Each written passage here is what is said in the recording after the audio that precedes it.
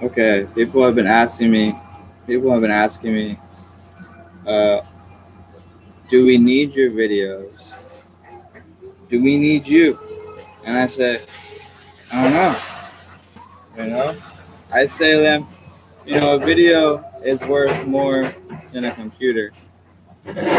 So right now, what I'm doing is I'm testing out different computers, getting an idea of whether or not I really want to sell these computers. Because here's the worst impossible thing: is you're using a computer and it doesn't work. So it's kind of like when you're watching a video and you realize this isn't the video for me, or this isn't the YouTube partner that I partnered up with. So we grew up watching YouTube and being super YouTube famous for what we do, and nothing ever changes that. Nothing ever changes that. So big people, little people, everyone asks me, they say, do we need your videos? I tell them, I say, look, I don't know, but we sure as hell don't need another goat or another, waterfall. So, I mean, that may be all great and everything, but it really comes down to what is it that we get excited about?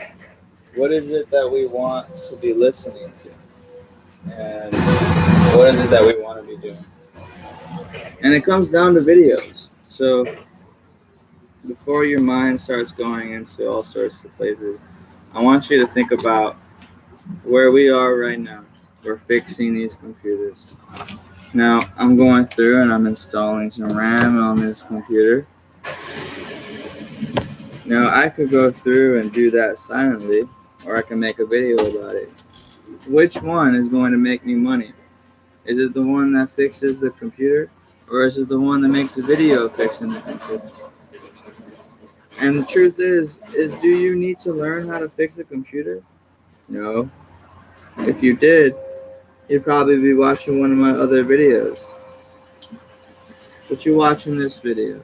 You're here with us now. And people asked us, they say, why do we need your video? I say, well, why are you sitting here to be asking me these questions? So you may not know what brought you here, but I sure do.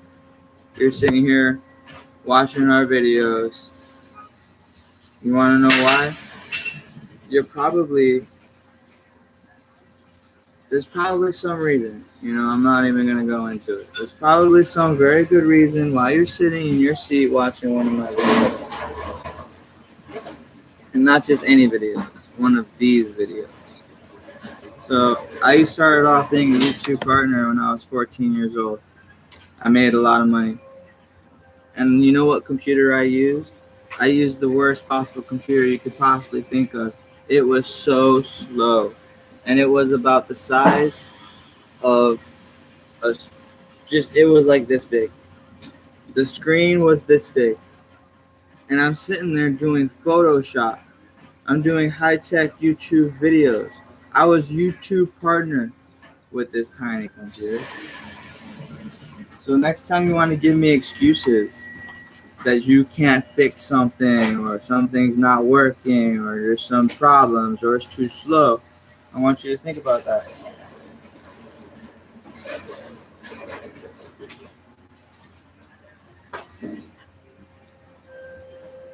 I want you to think about those days where you're sitting there waiting years for the download.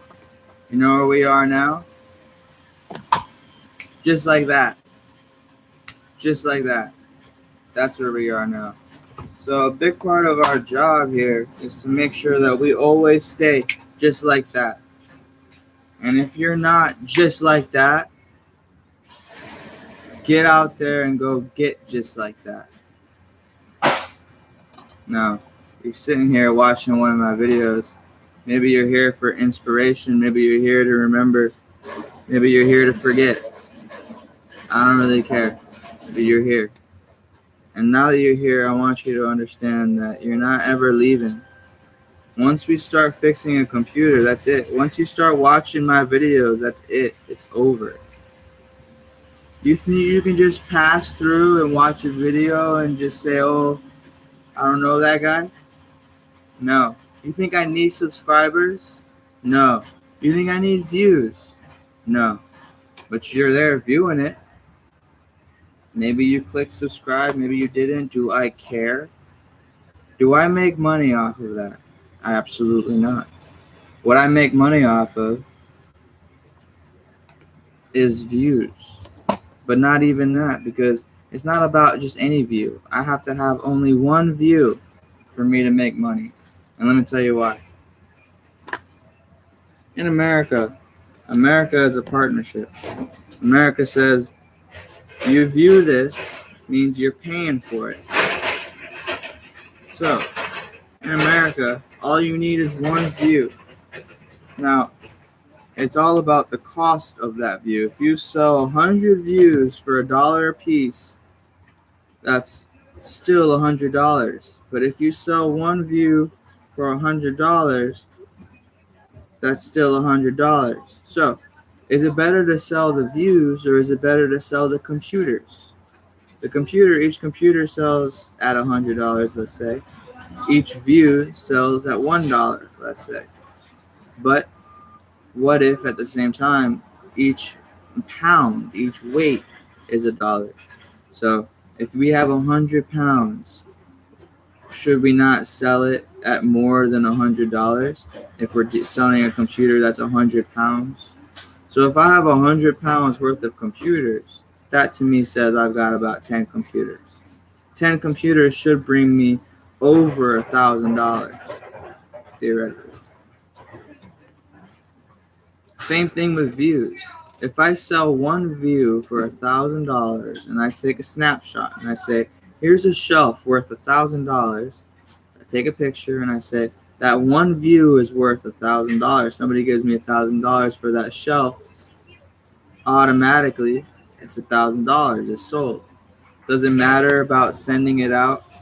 Doesn't matter about shipping. Doesn't matter about anything other than views. So if you see the computers in the video, that right there is $1,000. So if you take a video of a waterfall, is that $1,000? Or could anybody go and do that? So it matters about your equipment. I went earlier, I had a nice computer, but it wasn't working. There was no speaker. So I had to jump on this computer. And I'm going to make my way through the computers until we find a good computer to explain why you're sitting here. But basically, we're just going through the computers, testing them out. I'm going to decide if I'm going to throw them away or if I'm going to rip them apart or, or what, or if I'm going to list it or what. So this is basically, we're on the laptop setting option panel. We're on the laptop shelf, is what I like to say. It's really the CPU, the desktop, that gets recycled, but the laptops usually just get thrown away. And the reason for that is that a laptop is really hard to keep running. A laptop is going to break on you because that is what a laptop does. Except if you have a MacBook. A MacBook doesn't normally break, but it does get out of date. So theoretically, somewhat. So it's always best to be in the desktop business, because that's really where you're going to make sure that you're not actually losing any money.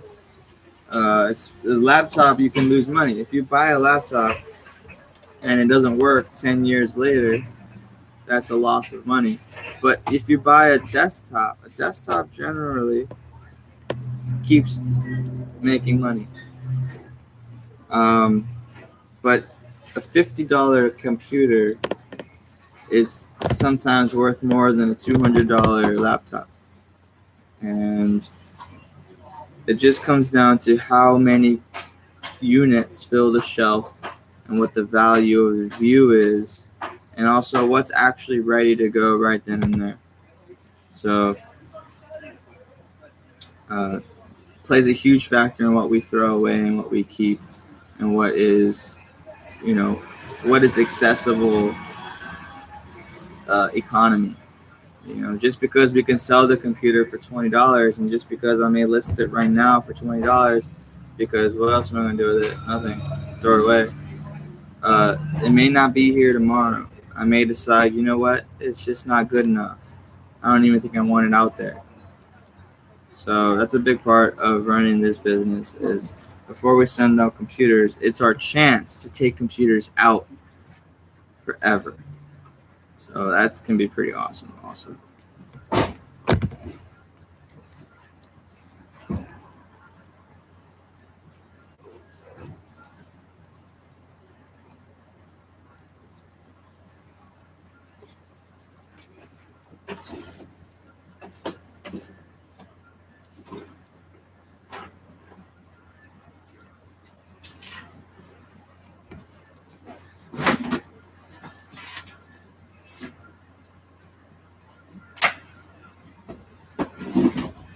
Alright, something that I like to do is if something's taking too long, I just throw it on the shelf and I move on. I'm like, I can't keep up with this. It's too slow.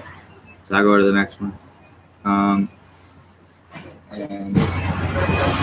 that ends up creating more messes and never getting work done. So then I have to go back and do the same things. But I'm going to keep this computer right here. I'm going to show you right there. And all it needs is a power adapter. I just have to go find a power adapter. But before I go find one, I want to just move on and do something else.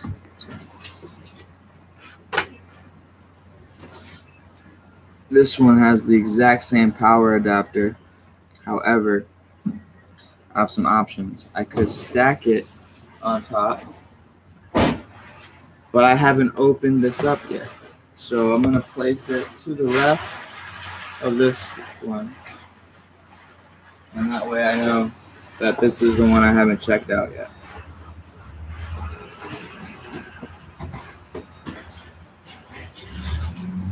So if I somehow magically disappear, someone has to come and figure out what I was working on.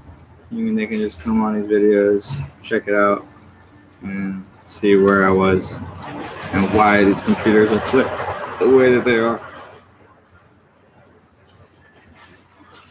And that's always important in every job, is always make sure that the next person, even if you don't want to quit your job or leave your job, always make sure that the next person can pick up all the work where you left it.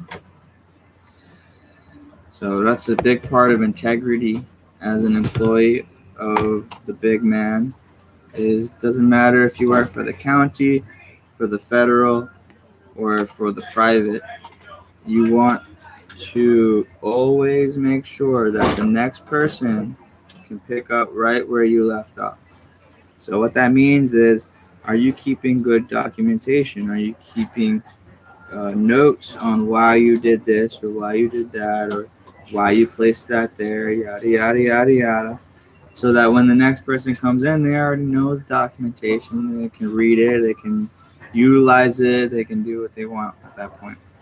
But at least they know where things are at. And so that's good practice for any business, is just to keep track and document and make it easy for the next person. And it's your chance to exemplify what we stand for as a country. And in this country, we pass things down. We don't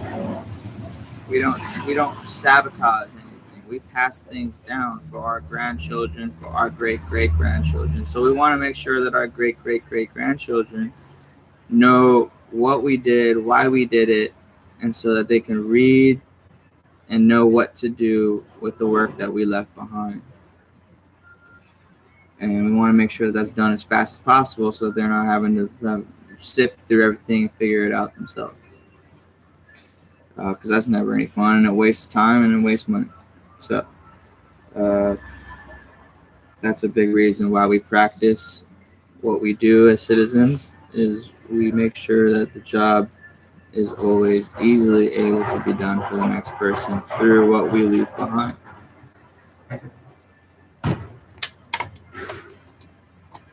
Because once again, it's never about ourselves. It's never about our own jobs or our own job security. It's not even about our own security. It's all about what we pass down and how easy it is to pick it up when it is passed down. When you come in as a new employee or as a newbie, you don't want it to be awkward or difficult. You want it to be easy. You want it to make sense. And you want everything to be seamless. So that way, when it's your first day, it's already difficult enough because it's your first day. But, that's oftentimes the best days are the first days. Because, and 3 days in, you're an expert. And then after 3 days, you're an old timer. And then after you're an old timer, you're basically looking at your retirement. Before you know it, you've got grandchildren. And, at that point, it really is paradise. So,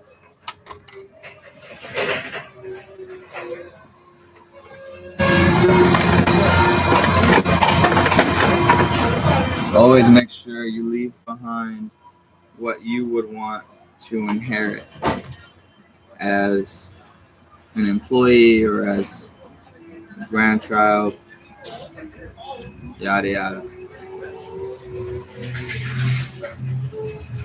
I always say that there are no friends in life. And the reason for that is, what is there to be friends about? We do the same work. We all enjoy our lives. We're all happy. Where does the question of friendship come into play? If you have to question friendship, then all of a sudden, there are no friends. Or you have to think about friends. It doesn't even make any sense. That's when you're thinking about security. You're thinking about your pockets. You're running away with your friends. So I say, here in America, we don't do that. We pass things down, but we don't just do it for our friends. We don't do it for ourselves either. We do it for our grandchildren and for your grandchildren.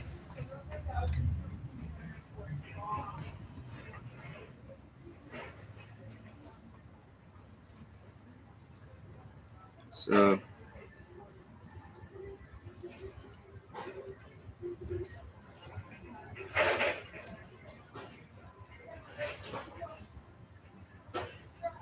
we never actually need your business, but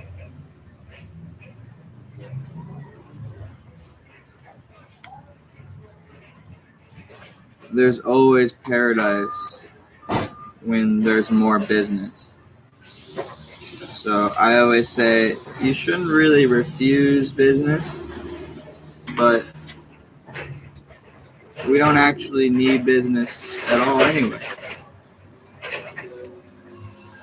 Because we can't unlearn what we know.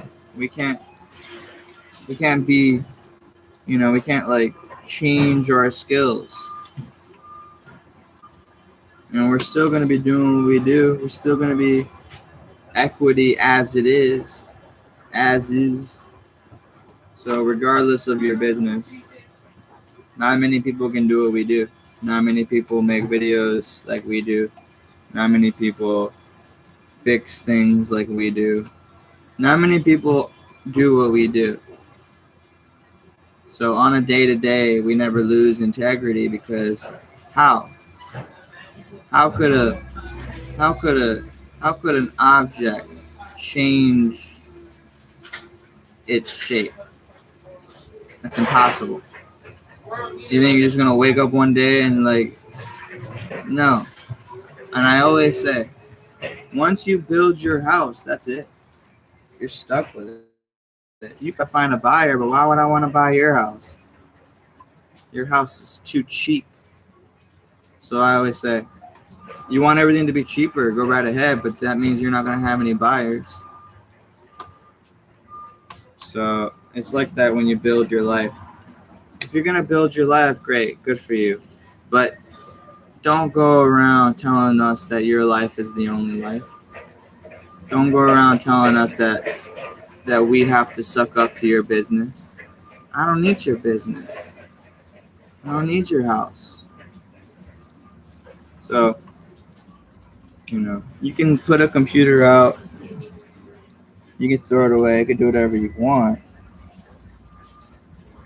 But that's my grandchildren, not your grandchildren. Those are my grandchildren. So every single time that you ruin a house, that means that you ruin our business. And that means that then those businesses show up and tell us that they don't want our business. And so we don't want each other's businesses means we got a lot of backs turned to each other. That's not America. America is not hostile. America does not turn the shoulder like that. No. America is about security. Security that is watching everything all the time. Because those grandchildren wake up every day and those are the houses they grow up in. So automatically you want to go around making cheap houses. I'm not going to buy those houses. Just because you make money selling those cheap houses doesn't mean I want to live for $40,000 a year. That's no life. That's no life at all. In fact, that's the worst possible life. And the whole world is $40,000. $40,000 is a hiccup. $40,000 is a car accident. Actually, car accident is $80,000. You know how many car accidents happen a day? You know how many? 40, 80, nothing. Nothing. So there's really, you're going to build your house. You're going to build your life. That's the life you build. That's the house you build. So we cannot lose integrity ever as a day. A day can never lose integrity. A day cannot be, a different day. It will always be that shape. It will always be that integrity.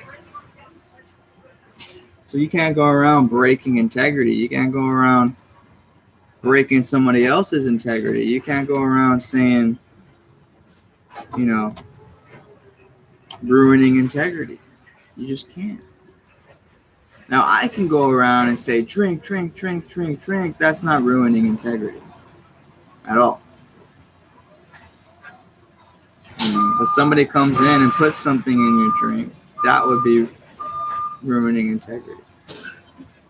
So they say, oh, unless you do this, we're going to hurt you. I say, how could that possibly be integrity? I've never lost integrity in my entire life, ever. Not for a single day, not for a single minute. I've never lost integrity.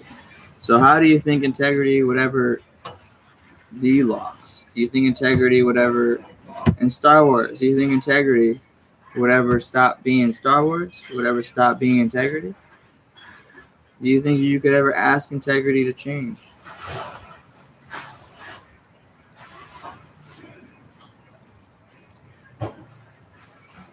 Doesn't matter what I say, it doesn't matter what I do, I can never change my integrity. So I might as well close my eyes and just fall and not even worry about it, because I got integrity.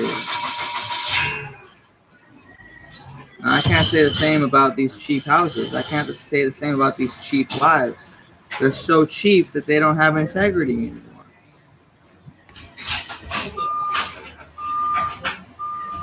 They go around not, demanding business, thinking that they are the business, saying, I don't need your business. It's just Star Wars. We already sold our view. We already sold our views. So why do I need views? I already sold my views. Star Wars is already made. It's already done. So why do we need anybody? It's already done. We already did it. So can't lose integrity as Star Wars. It's already finished. You can't look at an artwork and say, "Oh, I wish I did better. I wish I did something like that," or "Oh, I wish we could undo that." No way. Star Wars is done, finished, finalized, processed. You watched it. You know about it. You know, you've seen history. You know about Hare Krishnas. You know about technology. You've seen it all come together, and we're still saying you're stupid because you are. So you can't lose integrity. You lose integrity, you lose intelligence. You lose intelligence, you lose money.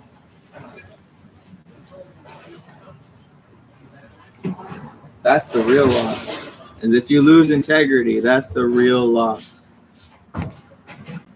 And your integrity is what we see. We look outside and we see your integrity. We walk down the street and we see and we experience your integrity. We go to sleep and people are harassing us or making us feel unwelcome or telling me that I shouldn't be there or that I can't have business or that I can't participate in the economy. Says that's not integrity. That's your integrity running around being not good enough, not being America. That's a real loss. And I say negligence leads to lives being lost. That's no integrity. There's no integrity there. Now, lives are lost every day. But if you have lives lost due to no integrity or a loss of integrity, that's the real tragedy. Because everybody walking down the streets, going to sleep, being raised in the houses we build for each other, says that there's trust. So if we don't have integrity, if we're allowing harassment and exclusion and stupidity, that's going to be a lot of people, employees, that are going to, which I don't like. I don't like that at all. Because it's always the leadership that is the one that really is accountable. So before you start ruining your integrity, remember, what's the house? Who built the house? Who gave you that house? So what is the integrity? And a big part of that is what school did you go to? What are your grades? What do you know? That's integrity. You know?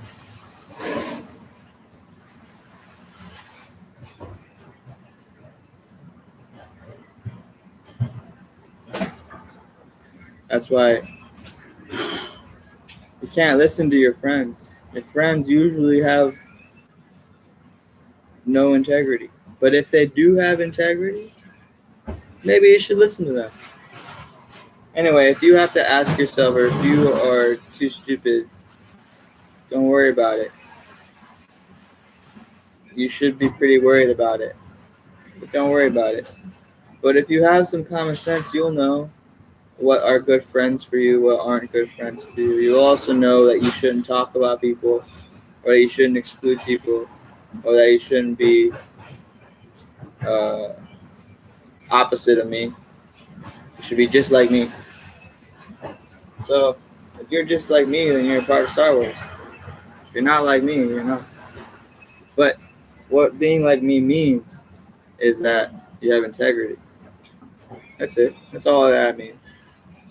You have integrity. And you're not going to talk bad about people. You're not going to. You're going to have integrity. So that way you don't suffer any losses.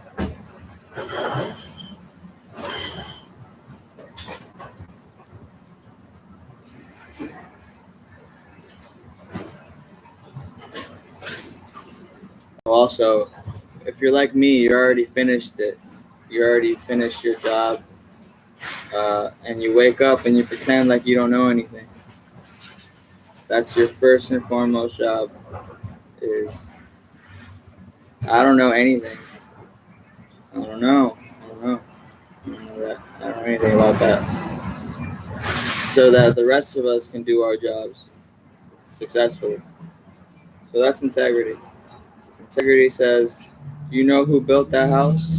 It's not the person before you, it's the person after you.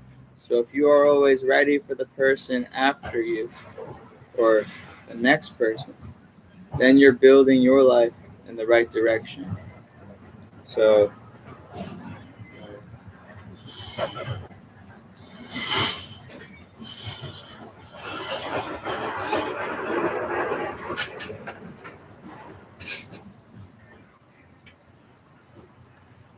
it's always a risky business, friendship. Very risky business. You want to know why? I'm going to tell you why. Because once you are affiliated, you end up becoming loyal. If you're loyal, then you're stuck. So here's the real problem. Is you got too many houses, you got too many people, you got too many friendships. So here's what you do. You pretend that you've got no house, you pretend that you've got no friends, and you pretend that you've got no loyalty. Then you say, what is the smartest, fastest, most effective move without doing anything whatsoever? So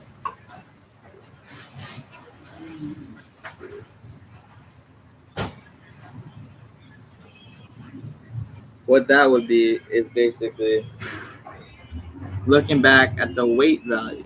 You say, well, what's the weight value of my floor? And you say, anybody that tries to go close to the floor, like the ocean, if anybody tries to go close to the ocean floor, that would be a great place to start our market value, our real market value. So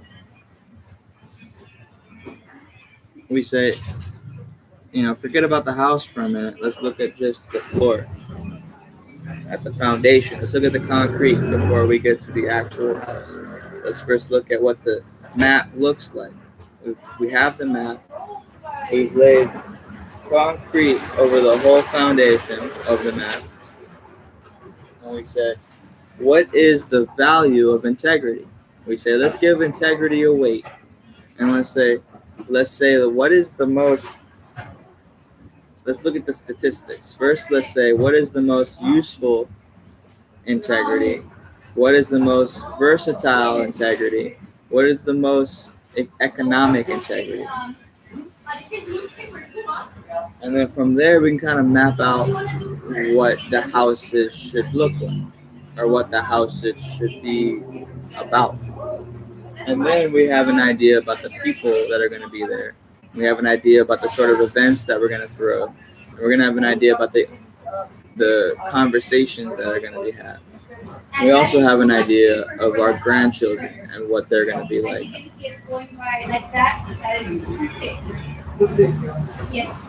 So it all starts with the value of the weight. So today we have $1 per pound. For every pound is $1. But we're not operating on the floor. We're operating in technology. Technology says that these computers should be running at about $100 a unit. Usually 200, maybe 150, maybe some 50, but generally about 100 to 150 we should be selling these computers for. That is significantly higher than our ground market. Our floor market says $1 a pound. These units never exceed 15 pounds. I would say the average unit is about 10 pounds. So the average market is about $10. With $10, you can go out there and you can buy pretty much whatever you need. You can buy a drink, you can buy some food, you can buy gas, you can buy. Sometimes you can buy, movie ticket. $10 is really all you really need in life. $10. So when you're looking at the real economy, it's actually not about how much money you got, but it's about how many $10 are $10, and then from there, is there anything that's below $10? If you have something walking around that's less than $10, that's going below the weight value of your unit, of your actual floor. You can't really go below the floor. So if something's going below $10,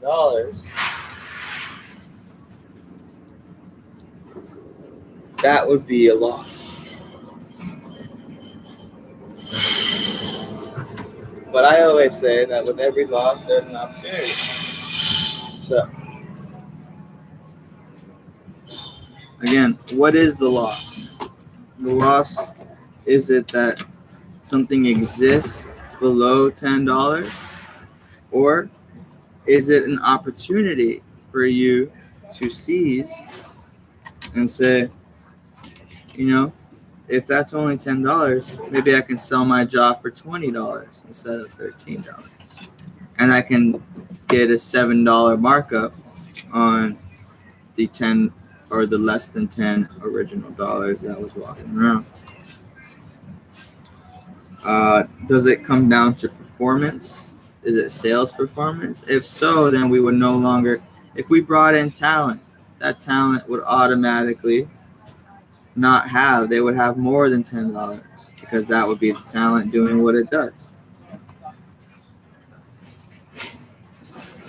However, less than $10, it's not that they don't have talent, but it's less than $10. So you think less than $10 is ever change? No way. So what do you do with less than $10? Well, once again, when somebody builds or cheapens your house, somebody destroys your house, makes it basically less than $10 worth, what do you do? The first thing I do is I basically take a picture, and then after that, I take it off the market, and then after that, I assess it, and after that, I may gut it. I may, strategically gut it, and then after that, I will relist it. And well, first I might get some feelers. I might put before I relist it. I might say, well, what do you think about this? I may put out a survey or something. So then I get my results back, and then I may put it up on the market. Now, that's a lot of time. That's a whole lot of time. Sometimes we don't have that much time. Sometimes you see your house burning down. It's on fire. What do? Do you call the fire department? Do you try to fix it yourself? So I always like to say, well, that's kind of the beginning and the end. That's the beginning of the movie, and that's the end of the movie, where we then have to explain why that house is burning down. And it's a very effective hook for any movie, is to give them the very end, which also serves as the climax at the very beginning, before you get to the resolution. So, that's basically, if you have something that's so cheap and you want everything so cheap, then you will have less than $10 walking around. And when you have less than $10, there's still integrity there. It's just, where is that integrity being placed? You've placed that integrity on the bottom of the ocean below, which shouldn't be, because the bottom is supposed to be the weight of $10. But now it's walking around with less than $10. Automatically, it's now below the ocean floor. You place integrity below the floor. What exactly happens? Predictable stuff. So it actually makes more money to put integrity below the market floor in order for the floor to rise up to be a higher value. So let's say one day we went from $1 a pound to $2 a pound. The only reason why we could afford $2 a pound is because we were able to put integrity below the ground to double our market floor. That's one way to do it. Now, if you begin with $1 a pound, you're beginning with the very bottom, the very, very, very bottom, and that's exactly where you want to begin. And when you want to be successful in any company, first you want to start at the very, very, very bottom. First, you want to say, how do I make sure that no one ever goes past me? So you start at the very, very absolute bottom. And what that means is you have to go to the very, very, very bottom of integrity. Integrity is still integrity, but you got to go to the very, very, very bottom of it. And then from there, you work your way up. And that way, when your life is complete, you have got a final object of your integrity that shows your company and how you created your company. But you did so from the bottom so that there are no holes, there are no gaps, there are no infiltrations, there is no antitrust, there is no problems. So that's the successful way of running a company. That's the successful way of running your intelligence. Is first you got to get to the bottom of it. You got to understand it from the very bottom, from the very, very, very bottom. And then if you understand from the very, very, very bottom, then you will understand to the very, very point of what it is on a day-to-day that happens everywhere, all the time, whether, no matter what. So it's up to you to decide what is your integrity, what is your play in that world that never changes.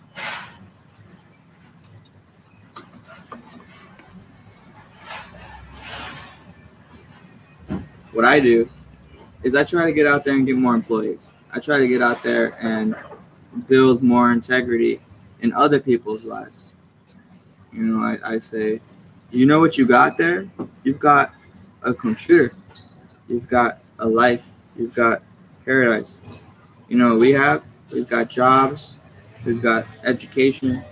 We've got seats, food, snacks, Slurpees. We've got everything. So my job and your job is for you to do your job, for me to do my job, and for everyone to be in paradise. So, if you're out there not getting educated, I don't know what to tell you. You're going to be out of the job pretty soon. If you're not out there paying for our education, I don't know what to tell you. You're going to be out of the job pretty soon. If you're not out there and you're in here, welcome to the team. You got a job and an education. So a lot of people are trying to get in. A lot of people are trying to get out. I always tell people, don't get into something you can't get out of. And I always say, if you want to get in, you got to be prepared. You got to be ready. So the only way to get out and the only way to get in is through your education. You can donate $1 a pound for your education, or you can donate $1 a pound to our Christianities and to our Jews. Which dollars do you think are worth more? Your education or our people?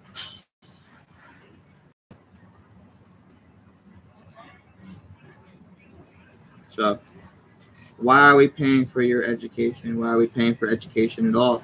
We should be paying for the food, for the Christians, for the Jews. Otherwise, because we don't need food, we got food. We don't need education, we got education. We don't need jobs, we got jobs. What we need is for you to give your money to an orphan, to a church, to somebody that knows what money actually means. So,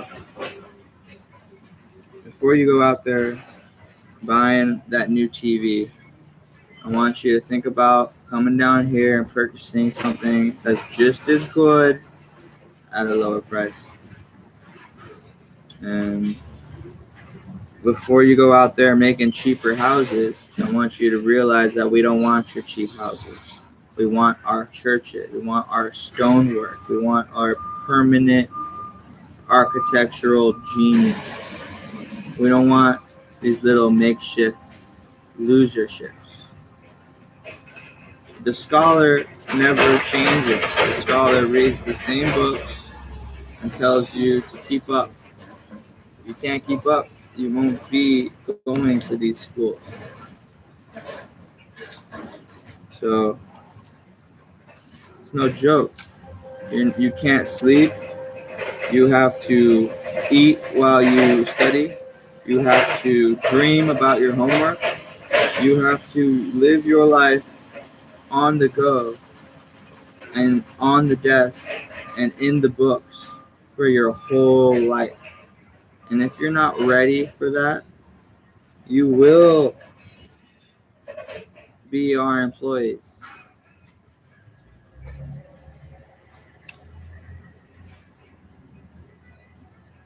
Or some other thing. I mean, that's the worst thing, is to be an employee. The best thing is to be educated.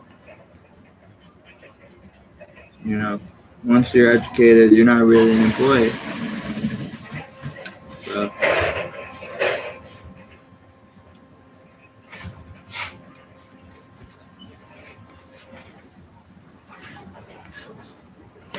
a lot of people that are educated are worried about their jobs, or they're not worried about their jobs.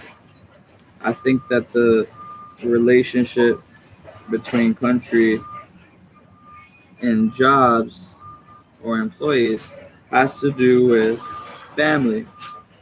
So whatever it is you put your family through, or whatever it is that you pass down, or whatever it is that is the story or that happened,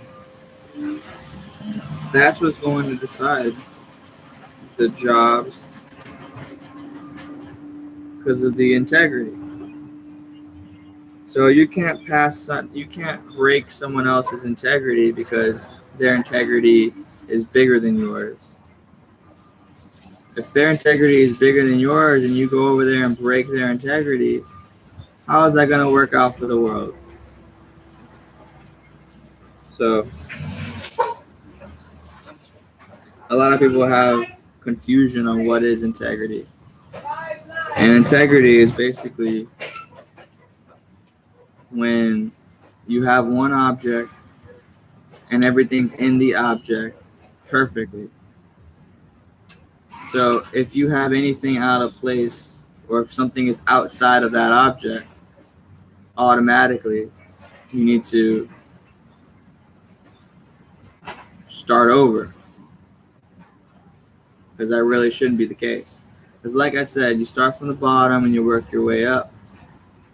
Theoretically, you start at the bottom, but the integrity is the whole thing. So if there's something outside of the bottom, or if there's something outside or that's out of place, you got to start over.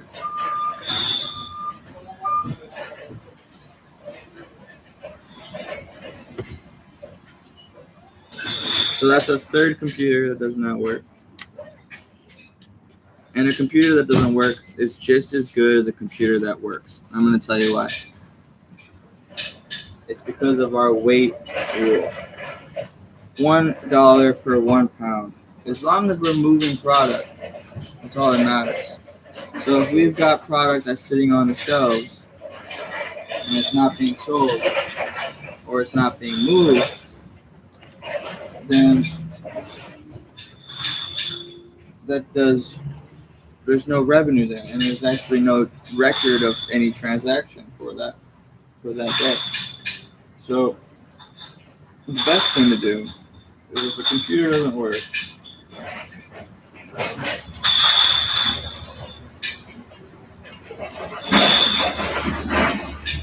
is to realize that you're still making money. You know, $1 a pound is money. So if you're spending, let's say, 1 hour fixing one computer, or even talking about one computer, then you're breaking even. If it takes you 1 hour to fix 10 computers, or you're moving 10 computers, then theoretically you're increasing your production by 10. However, we go back to the whole cycle and we say, well, it doesn't matter if we make money today, it doesn't matter if we make money tomorrow. The money will still be the same because we're looking at it in terms of these lump sums. We're looking at it in terms of these cycles. So what matters isn't too much about how long it takes, although that matters. But what matters the most is that we are actually processing each of these computers. And we decide, are we going to keep it or not? Or are we going to throw it away? Because once the decision is made, then it moves to the next step. So with this computer, we decided that it doesn't work. We salvaged all the pieces that we could. And now all I'm doing is inventorying it to show that it was processed. And a reason for that is we don't just want to see the weight and the money that's coming back, but we also want to see the length of the record. We want to see how long is that record. And that is another weight. That's a digital weight. So just by adding, so to speak, dead weight to our report,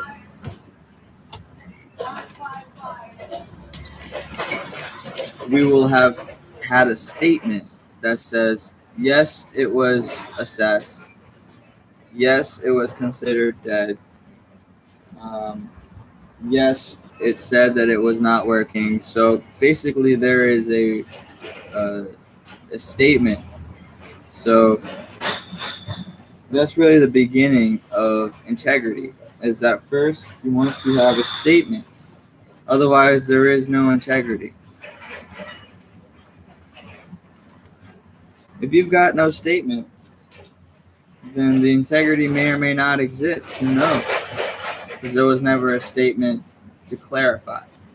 So somebody may look at my report and they may say, well, how do we know that it was actually broken? Why he could have just given it away? He could have written down that it was broken and gave it away. But that wouldn't be integrity. So obviously that wouldn't be the case. I don't go in there and think that people are doing wrong. That would not be integrity. So automatically, if you read that that's what it says, then there shouldn't be any reason to doubt.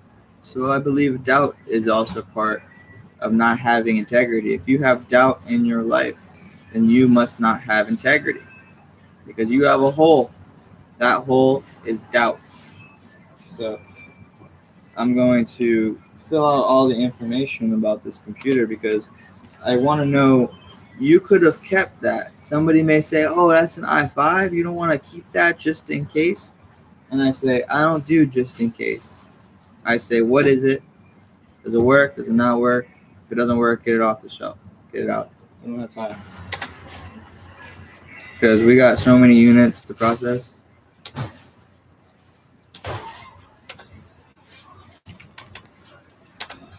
And actually not really. It's pretty fast. Because at the end of the day, you only need a certain number on the shelf.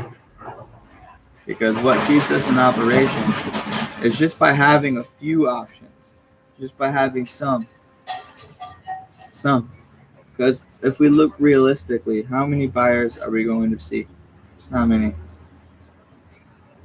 So it's less about time, and it's less about anything really, and it's more about making sure that we at least got a few up there, and then it's a matter of kind of making our way through and building these weights so that we have a nice weight to process over there, a nice weight to process on our data, and that at the very end of our term,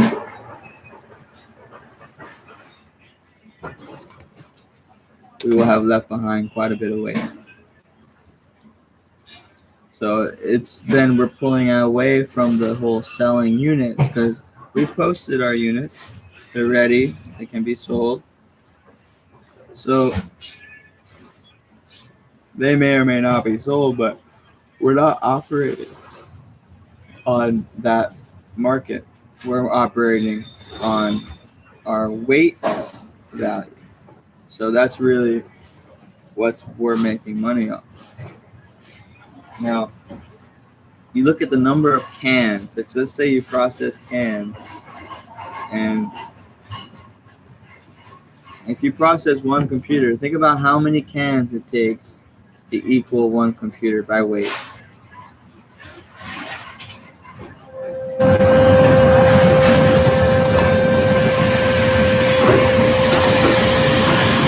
So when you're looking at labor, it's less about how fast you can get something done, and it's more about how many hands do you have to get that job done. If it takes one person to do 10 people's job, you could say that one person can replace 10 people. But if it takes 10 people to do one person's job, then now you fed 10 people instead of just one person. So once again, are 10 people worth more than one person? Or is one person worth more than 10 people? So it comes down to what is the type of labor.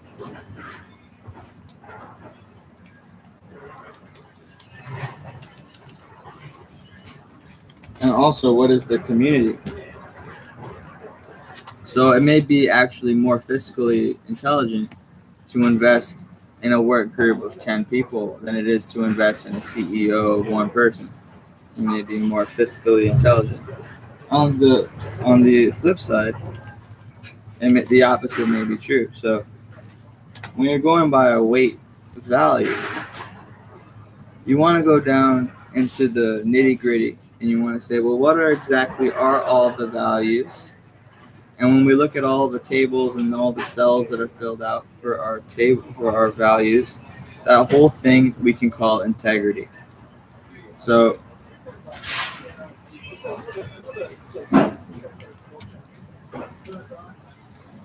the integrity of one person, it can actually be the integrity of the business. It can actually be the integrity of those 10 people, or it could actually be what protects those 10 people or what secures those 10 people. It's simple that one person's integrity. And so that's often what they always say, prevent opportunity. And that's often done by hiring one person to have that integrity.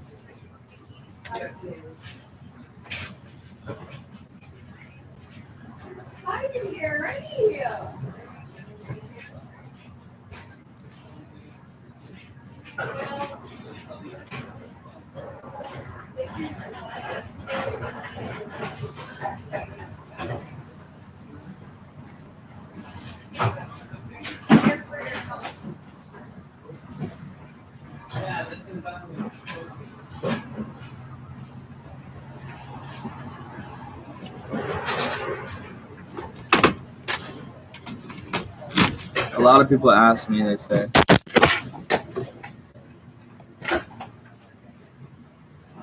why do you ever leave your office? Why don't you stay in your office all day? And I would stay in my office all day, but sometimes I gotta go out there to eat some food. Now, every time I go out there, they tell me to go back to my office. They say, stop coming out here. We don't want you around. Go back to your office. So then I go back to my office, and then people say, why are you in your office all day? So basically, what that turns around into being is I got to bring everyone into my office and I got to say, you're done. You're stuck. You're never leaving the office. Every single day I go out there, out of the office, if I have to suffer another one of these, go back to your office, when I don't even want to leave the office and they're telling me to go back to the office. It's basically when the company has to go out there and lock everyone into their office and saying, don't leave your room, don't leave the office. It is not safe to go outside. Why? Because I can't even go for one night sitting there without being harassed. I don't talk to nobody. Says there's no national security? No way. We stay in our office to make sure that there's national security. So that's why they say, why don't you ever leave your office? I say, because it's not safe out there.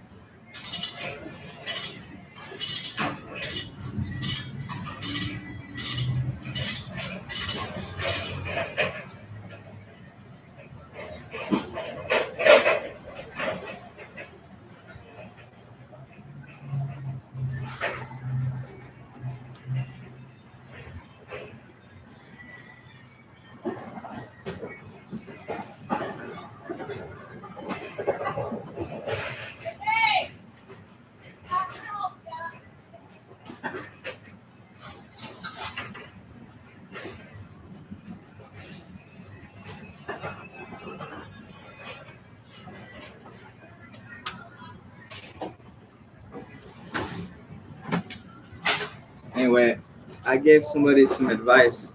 I told them, I said, an island, you can plug in an island anytime. You can swap out the hard drive anytime. Anytime you can swap out that hard drive. So if I show up and the hard drive isn't the right hard drive, how do you think that's going to work out? You think that money can be made through incompatibility? So, I say, I don't want to go out there because it's dangerous.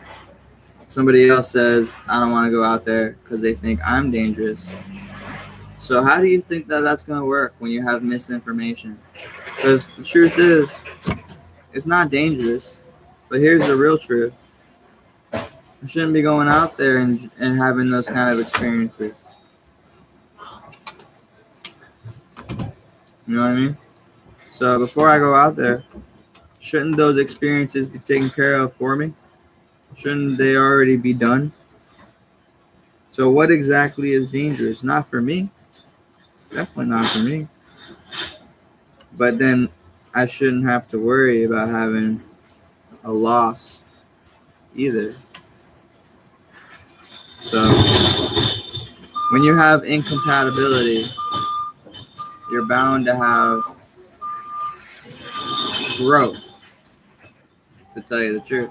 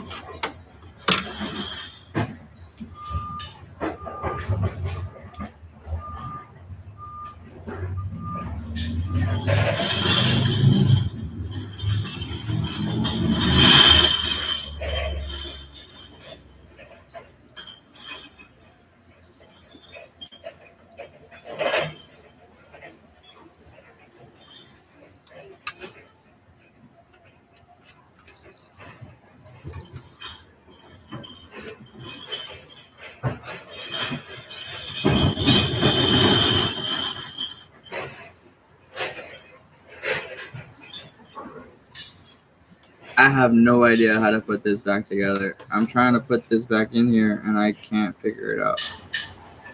It doesn't even make any sense. It looks like it's not supposed to go in here, but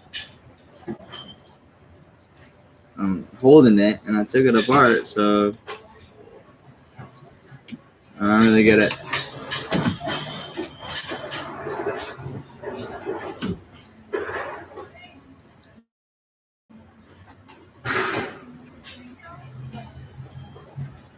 Like, how did I don't even remember.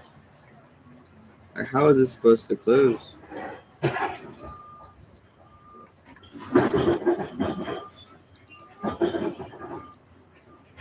Oh, you know what? I figured it out.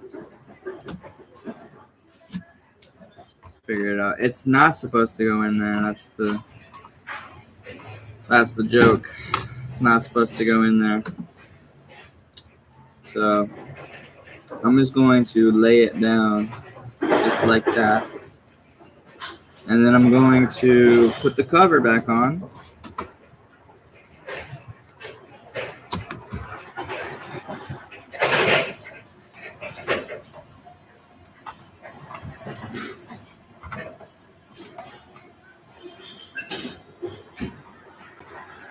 Okay, now we're gonna test it again.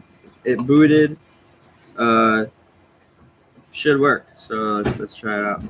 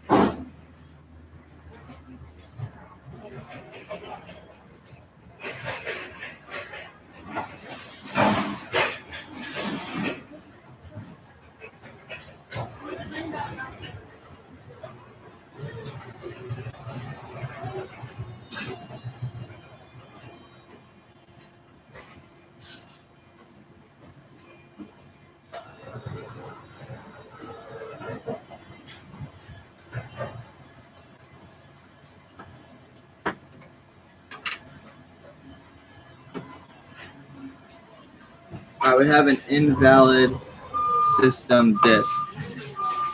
And that happens sometimes. Sometimes you plug in your hard drive and it's not compatible because the system disk is not good enough, or it's not the right system disk. So the solution to that is to just change the system disk. Now, what that means is you basically don't need the computer no more. The system disk is what your computer is. So when you plug in your hard drive, if your hard drive is not compatible with the system, then you swap out the whole system. Now, that's not impossible, but it requires you to even know what a system is. So if you're familiar with the ocean and you're familiar with light, if you put light at the bottom of the ocean, is going to be very, very, very small, very tiny. So you never really want to find yourself at the bottom of the ocean because there is no system disk for that.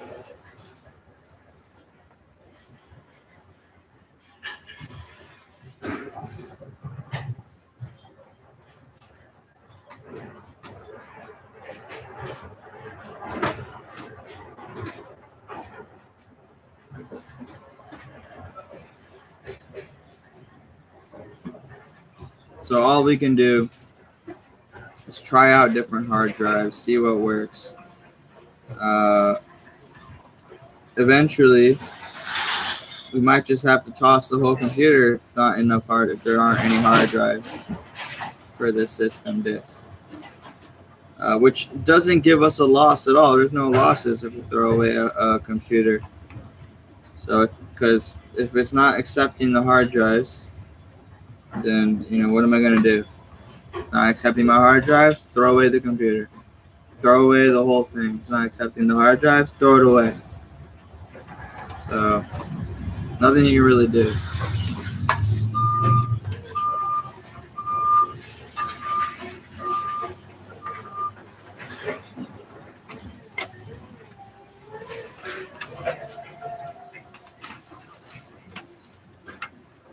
So we're gonna try this one.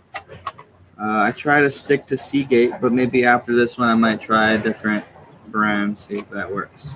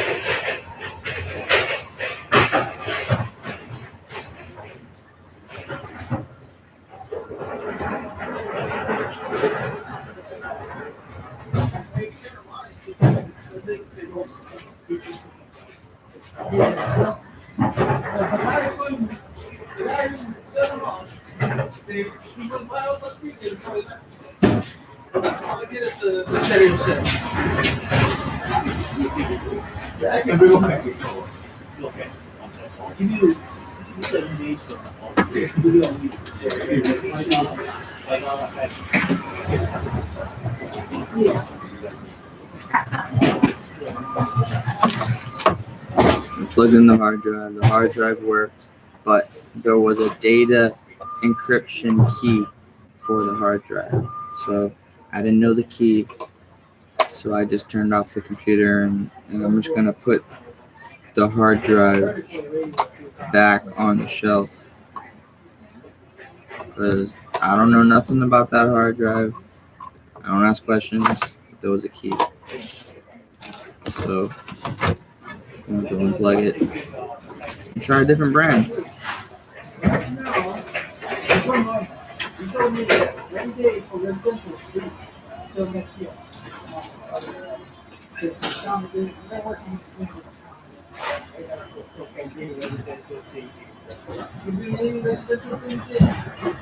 Still sticking to Seagate. Seagate seems to be the best one.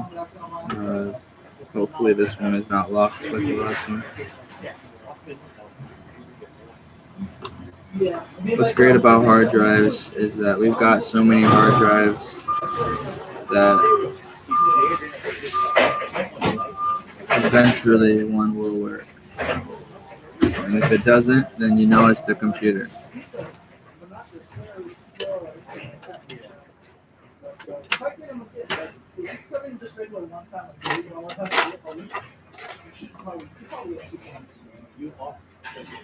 Yeah, I'm off on Tuesday.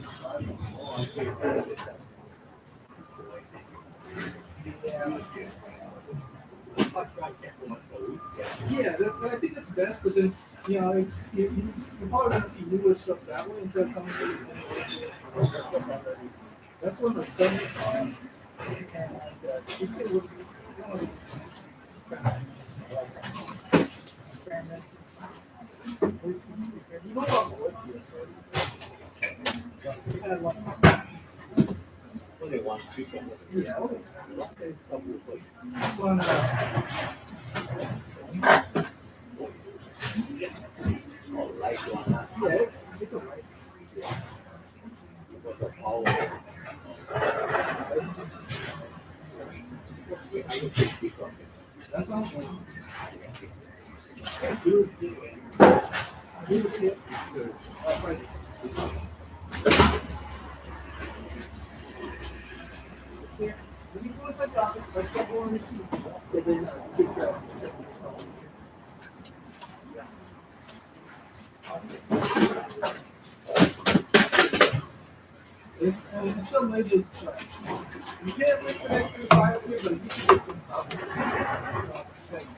So we could keep trying, but I'm gonna try something a little bit different. I'm gonna see if I can put in a different style hard drive because I'm so sick of these same people, these same hard drives, the same stuff. I'm gonna try something a little bit different. See if we can get this computer working so we don't have to throw it away. But once again, never any losses if we do throw away a computer because of our weight system.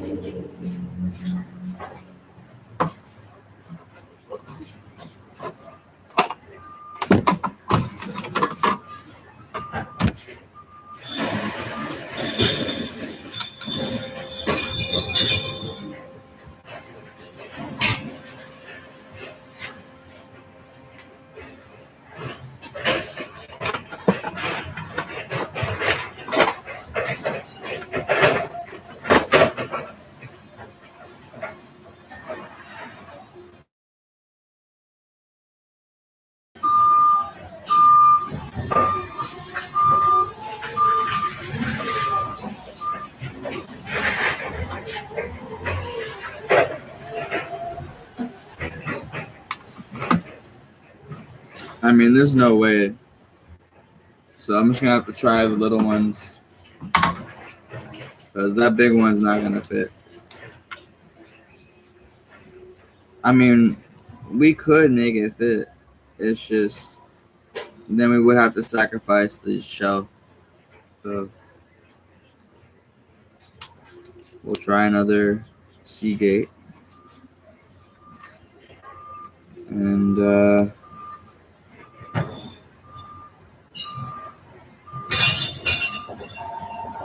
yeah, I mean, if this one doesn't work, then I will try the bigger one, and then we'll try something different with this one.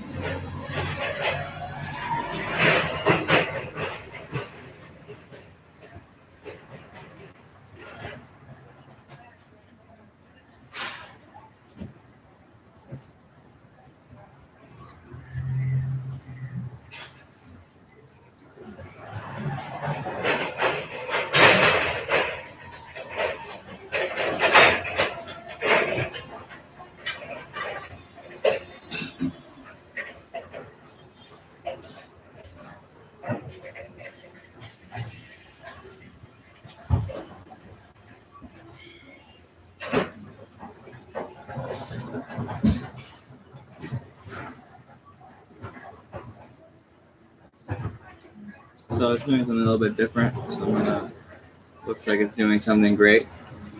So we're gonna wait on that. and see what happens. I'm gonna try another computer now.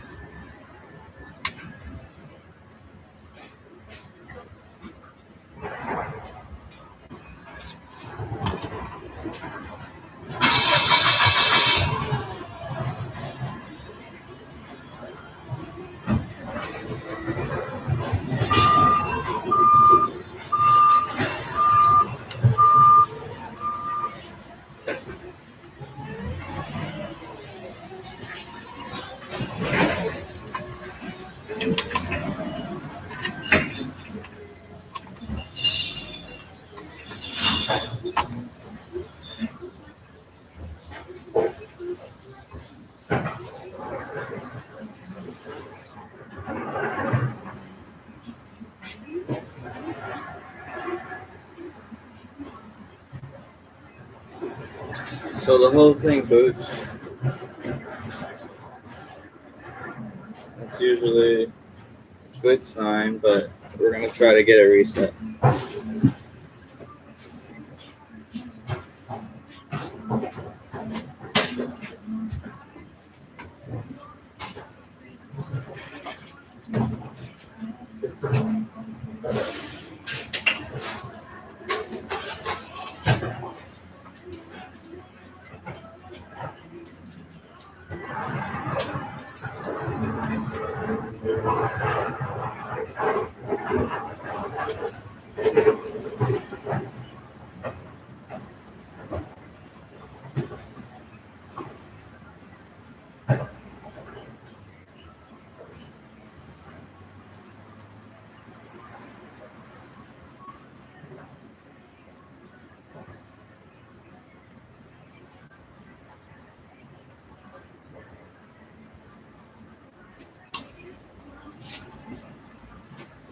Once again, you can check out and get on our live stream anytime.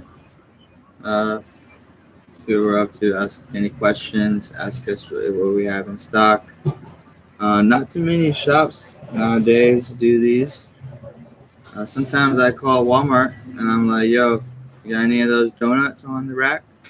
But if they had it on live stream, I could just check it out myself. So,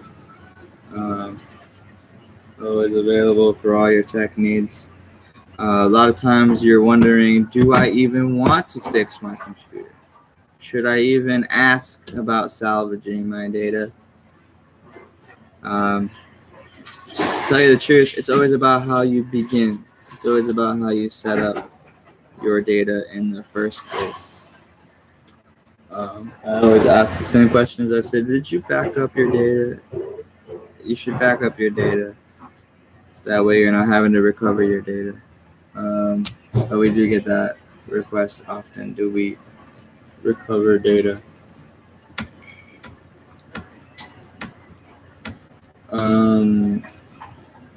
Right. Generally, we just do what the grandmothers need. You know, we go over there, wipe their computers, get everything installed and set up, so that they don't have to worry about it. If they lose data, they'll come back to us and say, "Where's my data?" And we should have already installed the backup system. Generally, they're not doing anything that would cause any loss of data. So we don't normally have to go and fix anything. But, sometimes.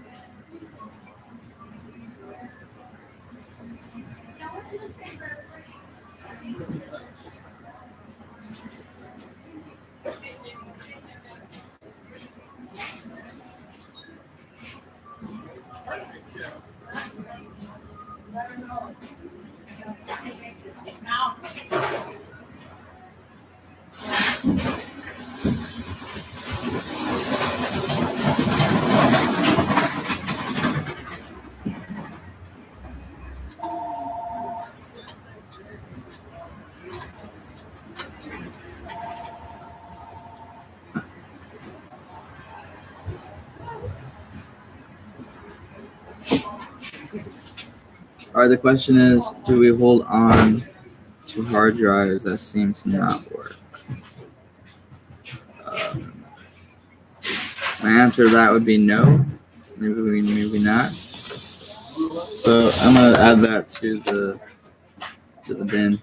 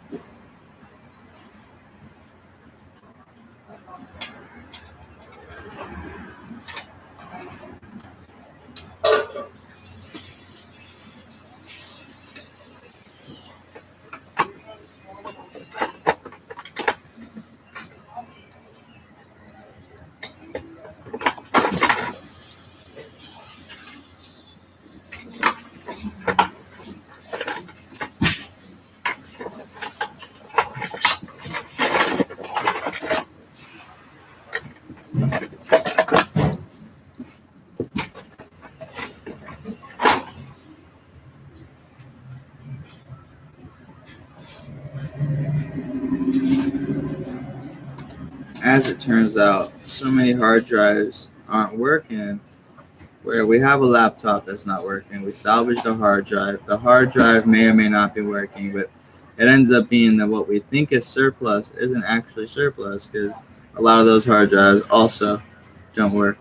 In addition to the laptops or the desktops that don't work. So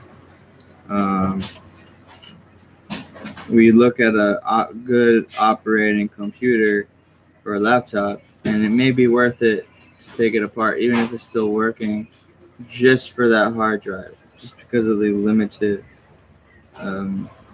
true limited supply. Because a lot of these aren't working.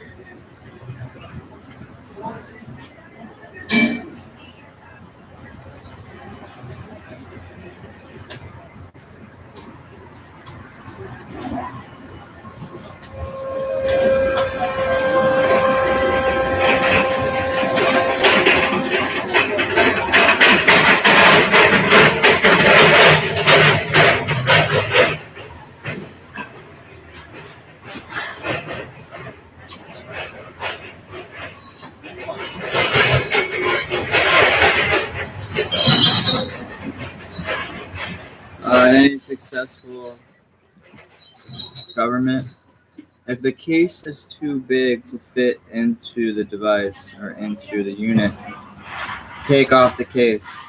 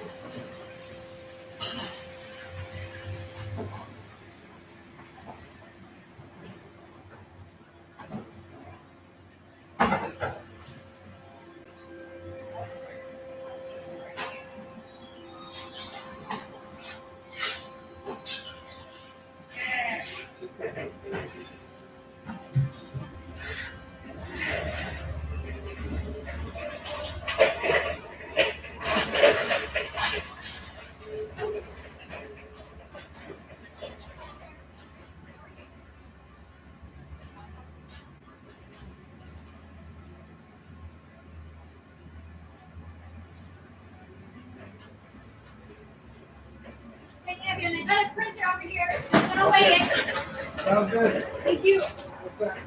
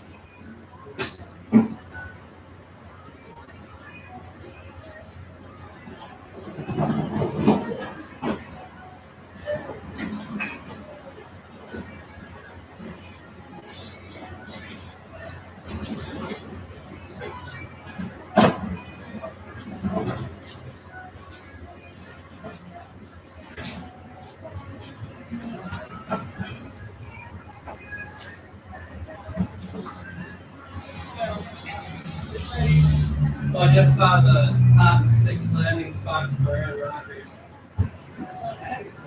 Landing spots.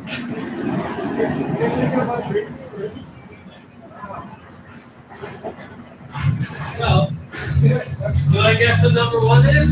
49ers? Yeah, that would be good. I don't know. Fucking Jimmy takes us to the Super Bowl. We might be fucking sticking with him like shit, dude. Have you seen our win record without him? No. It's It's fucking really bad. Oh, okay. It's like 30, so it's like 17 and 37. Yeah. I don't think the thing is that 49 won't honor his original contract. I think that's the problem. Because they got Christian McCaffrey. He's not going to be at the end of the thing. Maybe he wins the Super Bowl, he's going to have that's true. No, that's the thing. Aaron is not. They can't have a quarterback unless. Especially if you have Jimmy. Yeah. Yeah, I mean, Jimmy, it's funny. The 49ers, if the 49ers could acquire a quarterback that's just slightly better than a game manager, then they could probably win Super Bowl. Like multiple Super Bowls if they can. But the problem is that, they always seem to be just falling short. But then last year it was because one of the defensive backs did intercept when he should have gotten that interception. So it wasn't really Jimmy G's fault on that one. He was first was the Niners, second was the Saints. Saints need a quarterback too.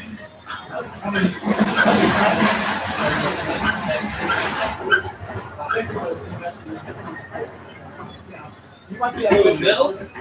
Well, no, they're investing for another quarterback. They're going for a first draft. It's the first pick. Steelers were one of Maybe the Steelers. The Steelers would gladly trade for Rodgers. them. They got Rodgers. Yeah. They would. They would. And they always ask him. I think he said four right there. Steelers.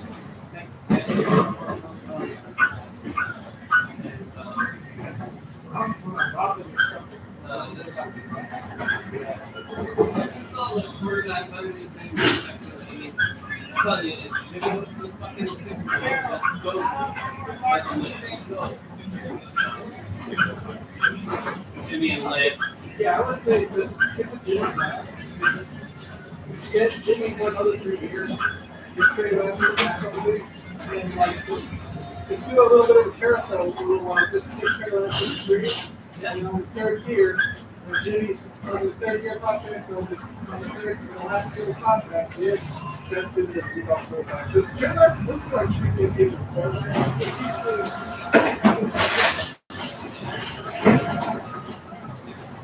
It's like Jordan Love.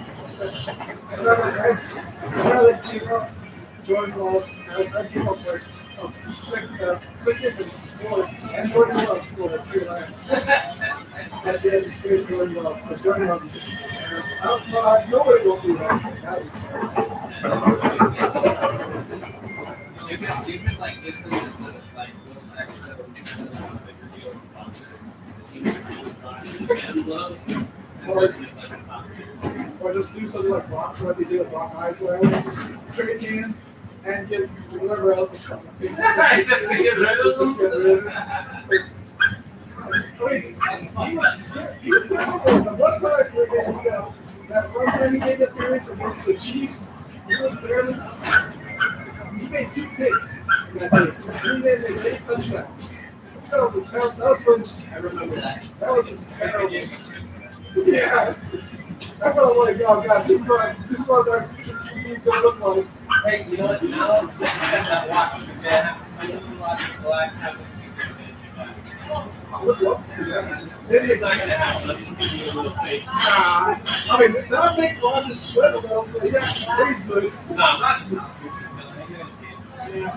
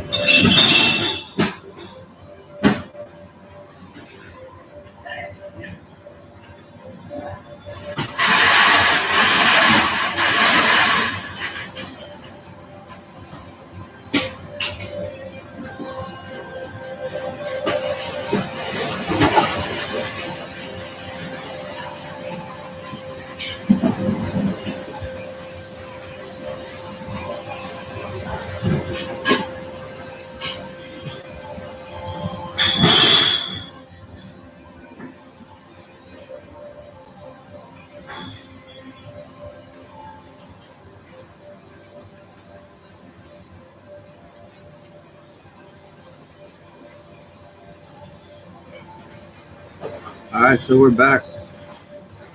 I was thinking on my lunch break, what do you do to bring people into your store?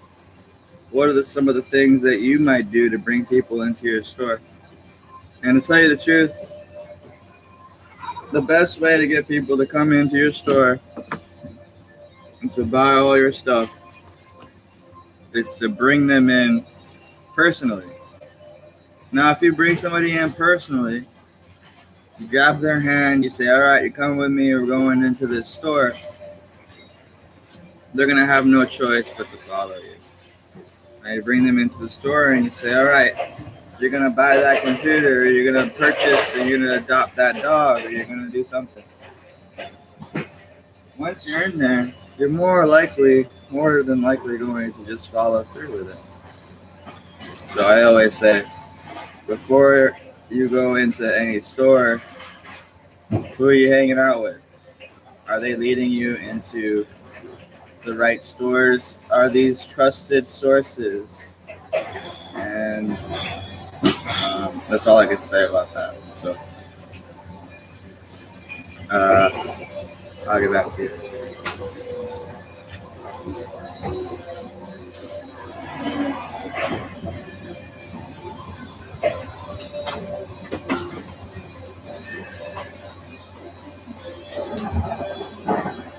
All right, so these trusted sources, they say that it doesn't work. No matter what I do, it's just I don't like him, I don't like her, we can't get along, he talks too much, he's too loud, he's too this, she's too hairy, whatever it may be, too Hare Krishna, whatever it may be. I want you to realize that if we grab your computer out of your hands and we say, give me your computer, or we say, give me your phone, or we say, give me your time, we're basically already there. You're already there in the shop. You're already there in the store. And we're ripping you apart moment by moment. So if you're just joining the live stream now, chat, say something. If you want to tune in on a later day, that's fine. You can always go back into our time machine, see one of our old videos, and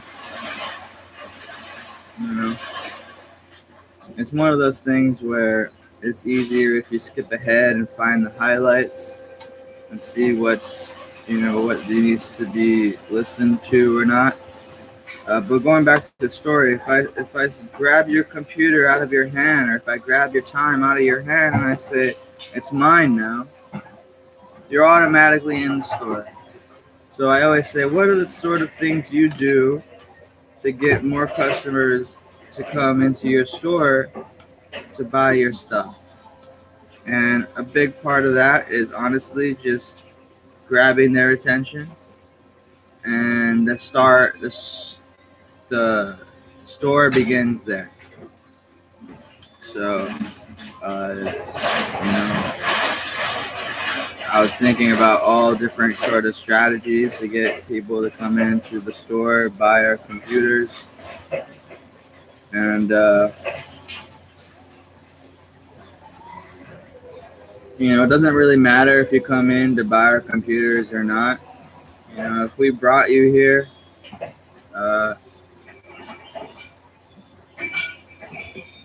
a store is also, there's a lot to the store. For example, why do we eat somewhere?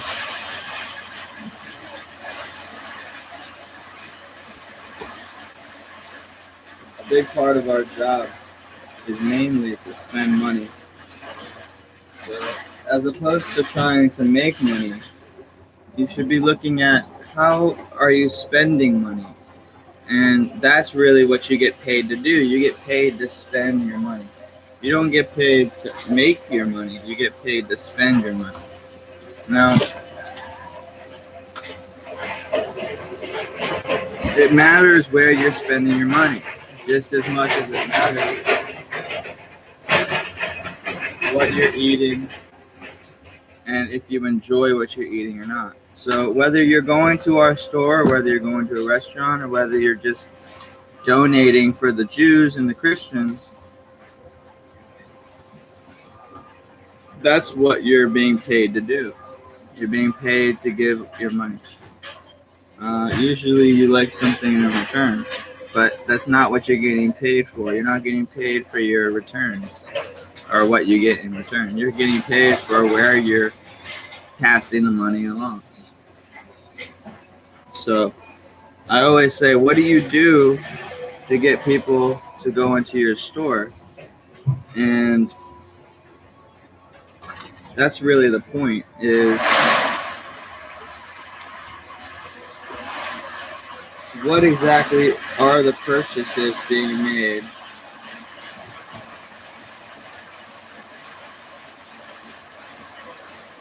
And how are you spending your money? And where are you spending your money? So if you have to be led into a store to spend your money, then something happened. You should already have spent your money before you are even going into the store. Your money should already have been spent. So otherwise, you're not in the right economy. So a lot of that should already be taken care of for you.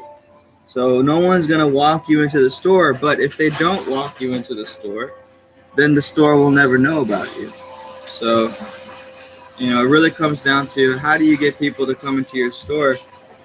But really, how do you meet people? Do you meet people in person, or are you meeting people through their purchases, or are you meeting people over the video? And that's really what's going to decide where you go and how you spend your money.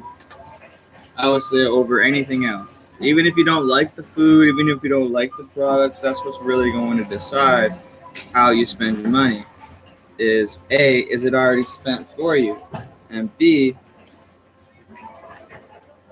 what is the quintessence of life, and what are we really spending our money on? Are we spending our money on ourselves, or are we spending our money on somebody else to make somebody else happy? So if somebody's leading us into a store, it's usually because we're going to make them happy. It's not really about us. So when we spend our money, we're making them happy.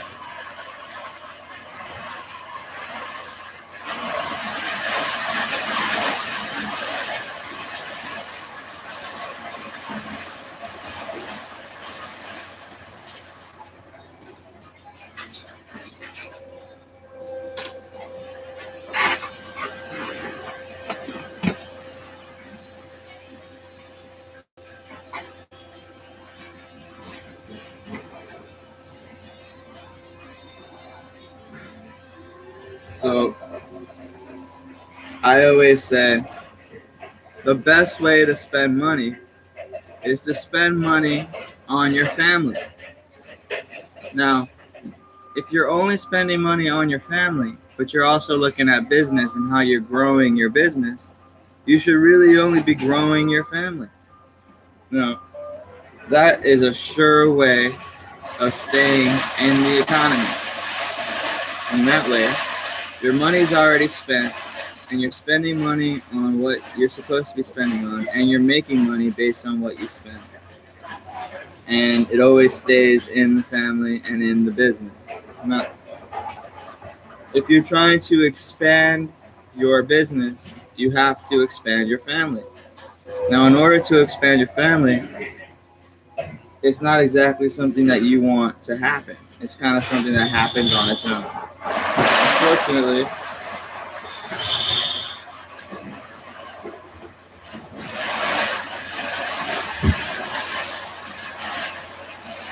Unfortunately, we don't really have too much time to walk you into our stores or to take you all over the world. We just don't have time to take you over the world. So a lot of times, family and money and business ends up showing up in your store without you even needing to invite anybody, or without you even needing to bring anybody in. So now on the flip side, it says, well, how do you keep people out of your shop? How do you keep people out of your country or out of your economy? Now, if you are no longer wanting customers, or if you're biased on your customers, or if you are only allowing certain people into your store, now you're no longer operating under the Constitution, in our equal opportunity.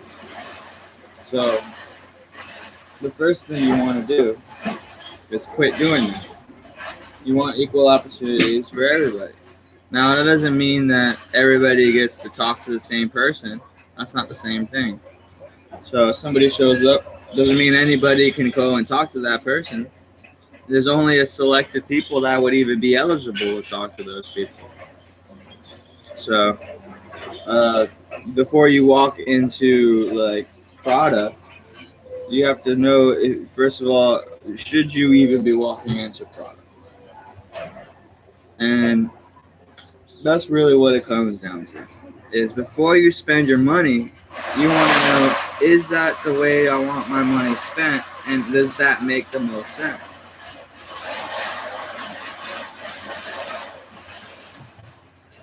So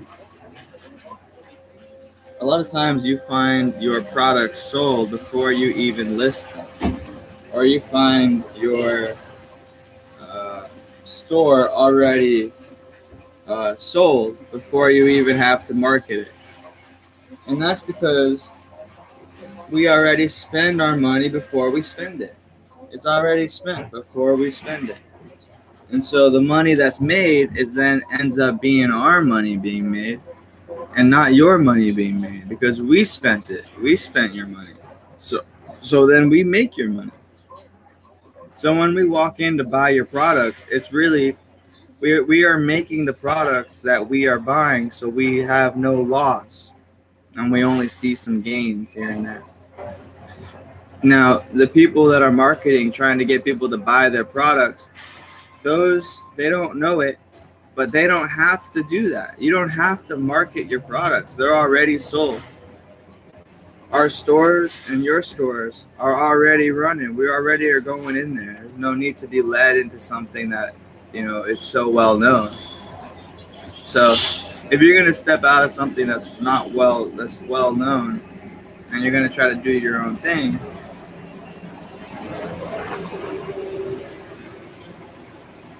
it's easy for somebody to come in and buy it up.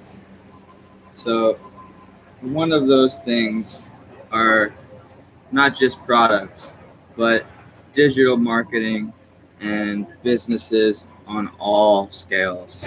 Somebody can come in and just buy it up right then and there.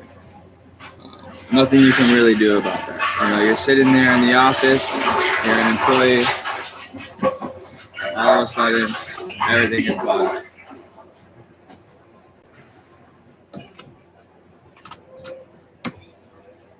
And that's because you can't really keep the economy out of the economy. There will always be a bigger economy to eat up your economy. So all you can really do is hold on and wait for your 90s. Once you're 90 or 80, then things might slow down. But don't bank on that. Hold on, stay in your seat, and just enjoy the ride, because that's how economy is. You shouldn't really have to slow down, and you shouldn't really want to, because it's so fast. On a day-to-day, things change. Businesses swallow up businesses. Videos, end up taking over, and you have everything all right there before you know it. So that's really why your money is spent before you make any money.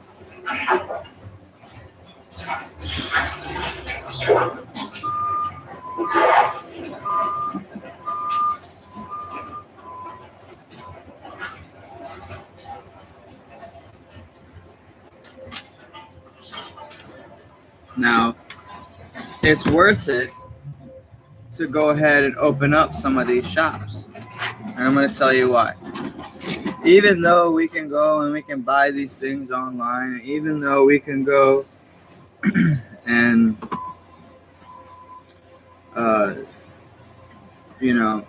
spend our money on things we actually want, the truth is, is that life is more enjoyable in the practice of life. If you practice life, it will be more fulfilling than if you just have life already. It's more fulfilling to practice life.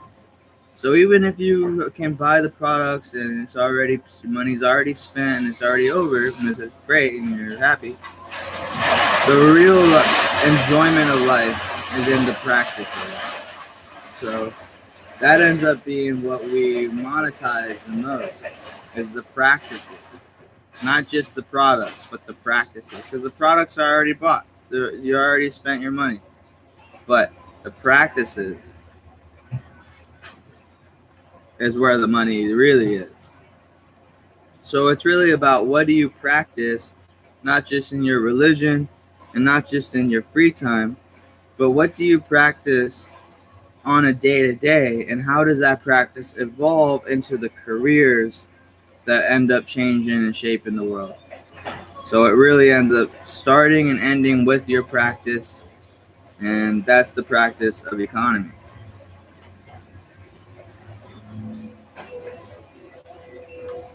Now again, practice does not mean that you have to put in 10,000 hours.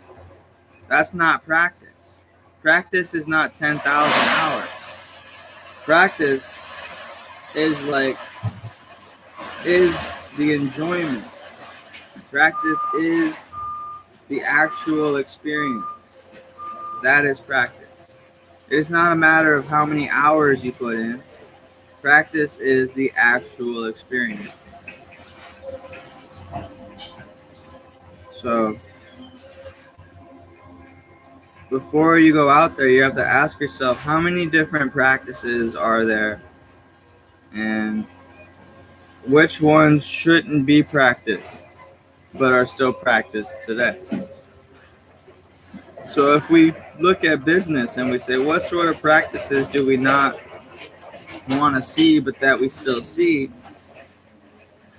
makes it so that there's separation in our economy. If we have practices that we don't want to see but that exist, there will be separation in our economy.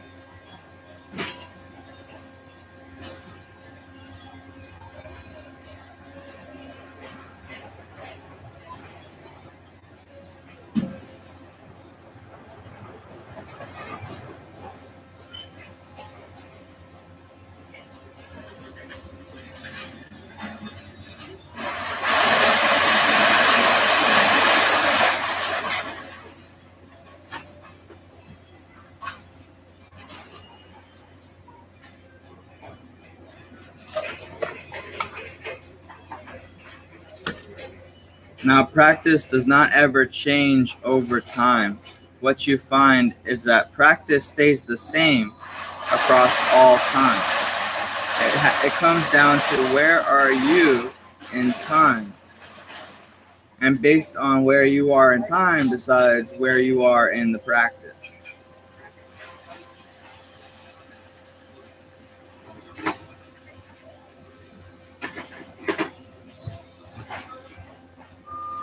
Work for the rain.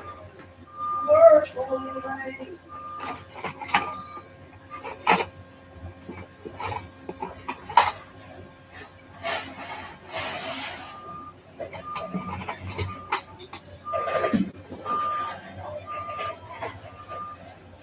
Now, since the practice is not reliant on time, the practice ends up being about space. It ends up being about what are the spaces that hold these practices, and how do we maintain those spaces so that we may maintain those practices.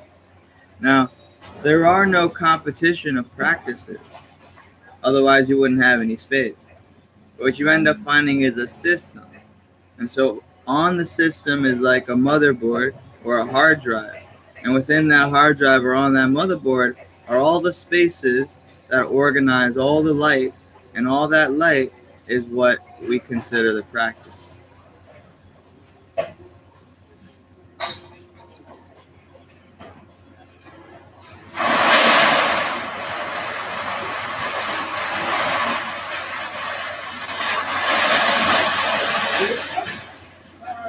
Gabriel.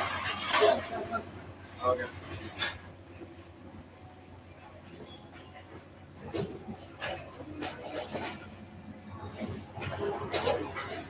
I have electronics to recycle. Oh, sweet.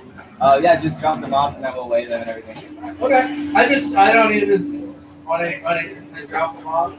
Oh, sweet. Yeah, it's totally free. What? Totally free? Yeah. All right.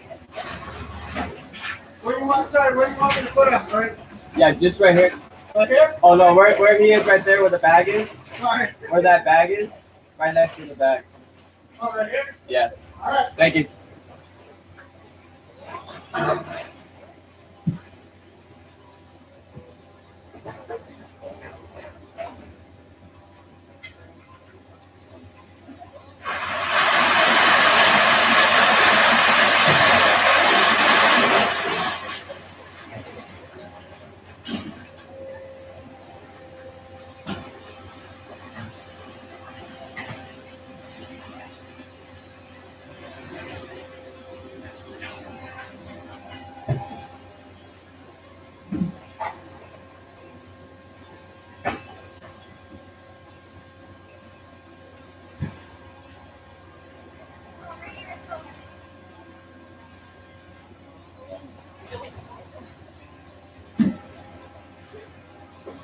You're welcome. Thank you.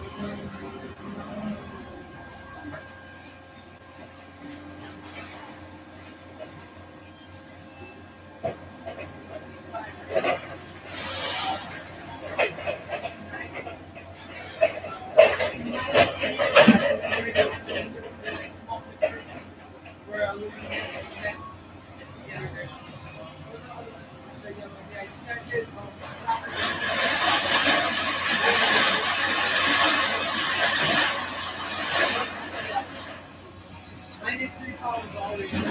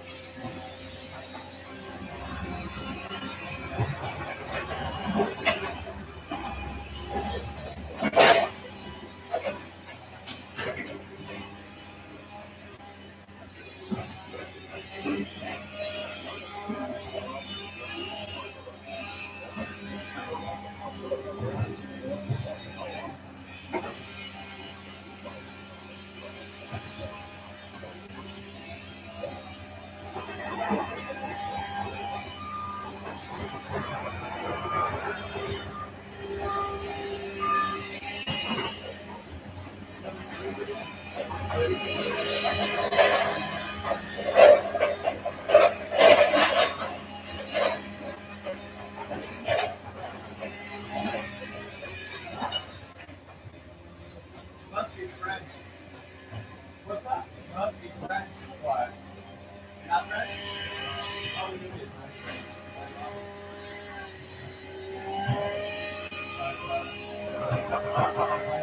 That's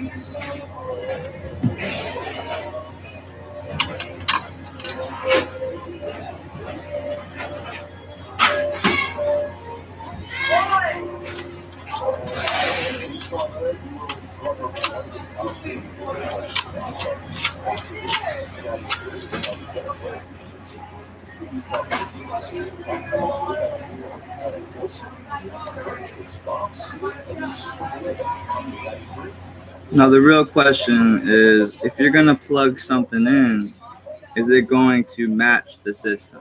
Is it going to load the full theme that you have? You know, if you have something that's incompatible with the genre or incompatible with the system, you might as well not plug it in. So oftentimes you can just try it. You can just physically try to connect it. And what you'll find is pretty much what you see is what you get. So unfortunately, a lot of hard drives these days aren't working. And I don't know if that has to do with how they were used or what, but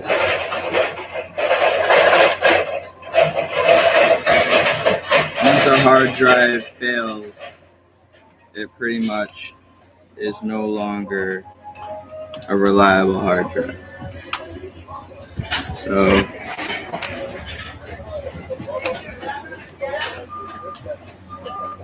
anyway, I'm going to try to turn this on and see what I get.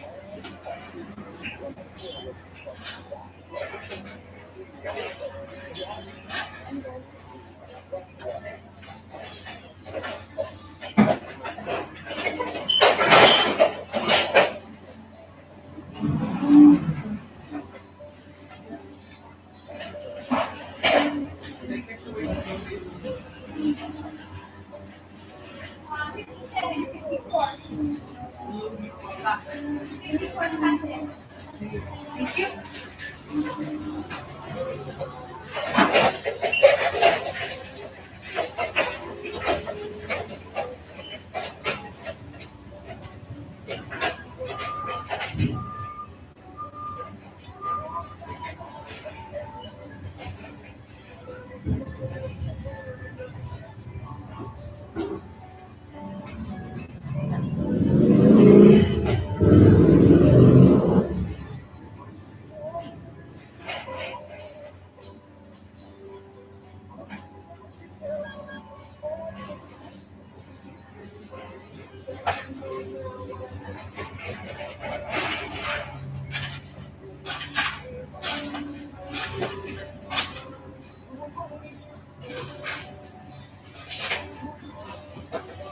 No, Renee, now you gotta clean area to do newspapers.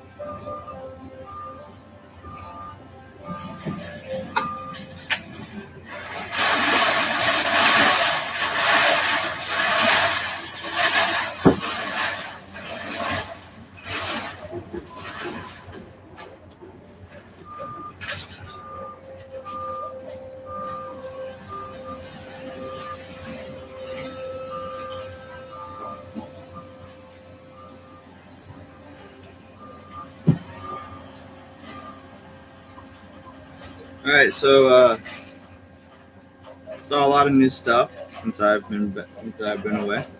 Uh, there was a pre-boot assessment that this computer went through, and it makes me think that because what these computers have in common is that they're all Dell.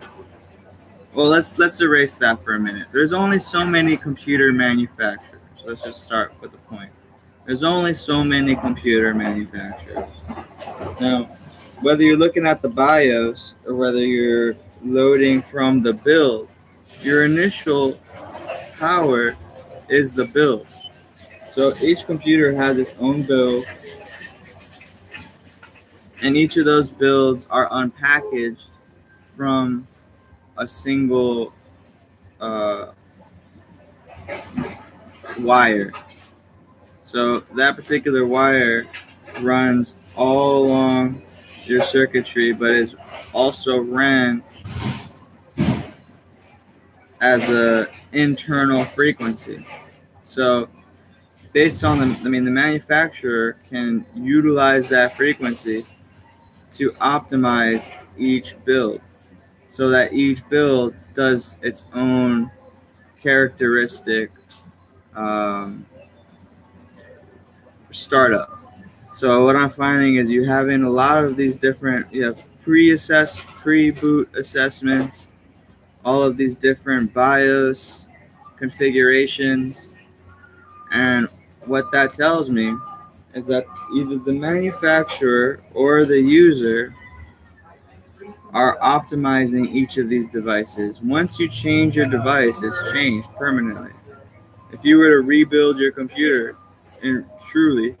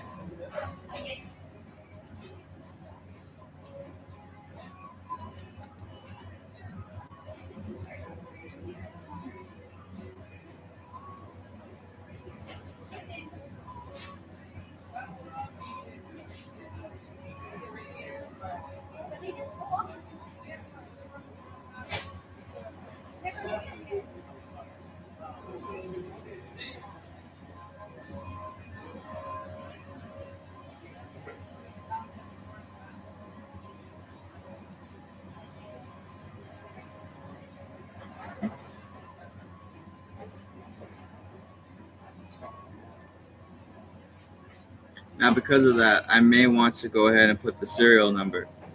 If I'm just putting down the item name, that's not necessarily telling me the build.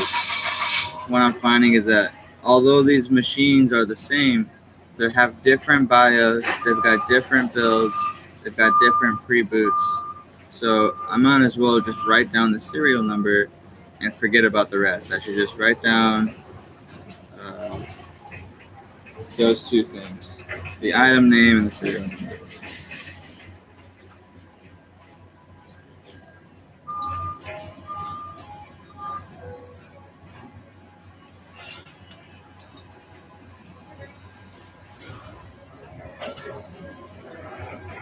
And that way there's true record that we had this computer. Not just any computer, but that we had this computer. So that's always important, I think, when we're saying that we processed a computer and we're saying that it doesn't work. Technically, this is the last place that you would be seeing these computers before they're disposed.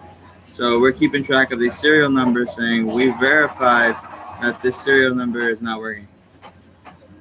So that's important.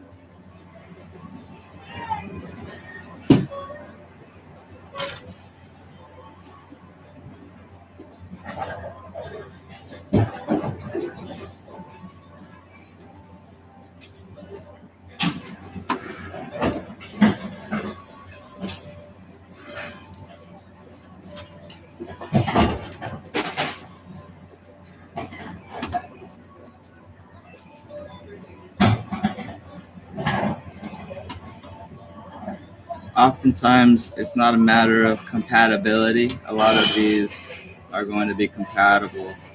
It's more of a matter of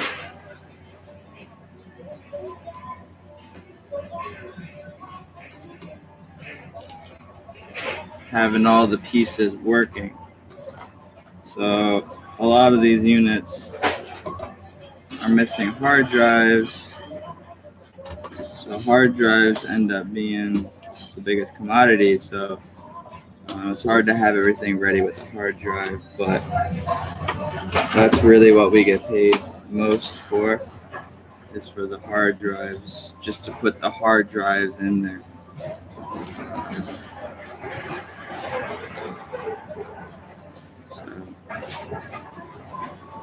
But going back to compatibility, it's difficult to put a laptop hard drive in a desktop just because of the chipset or whatever. It always gives me like an error, but for some reason the opposite tends to be fine. I don't know. Point is, you just gotta plug it in, see what works.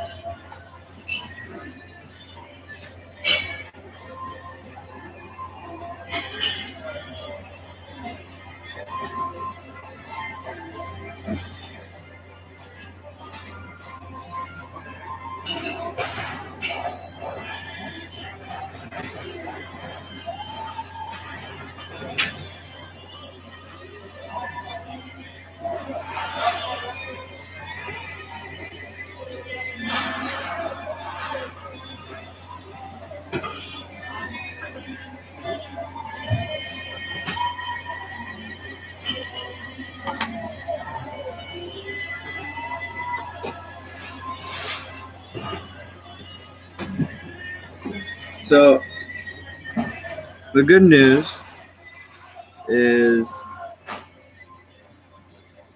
that we don't work too fast. So that's the good news. The bad news is actually there is no bad news. So I don't know. One thing about hard drives is that they're not exactly, you know, so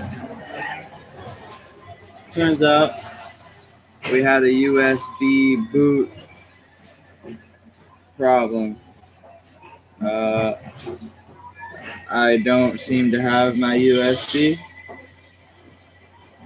It went missing. I haven't been here all week, so anything could have happened to it. Luckily, I only lost a couple. But I don't think we really lost them. So, but we're installing some fresh ones, and we're gonna go from there. Yeah, I don't know. That's why I was like, good news, bad news. Mostly, I don't know. I want to make sure our USB is working. So I think that that's really the primary. Make sure our USB is working. And go from there. So I was over here thinking my USB was working.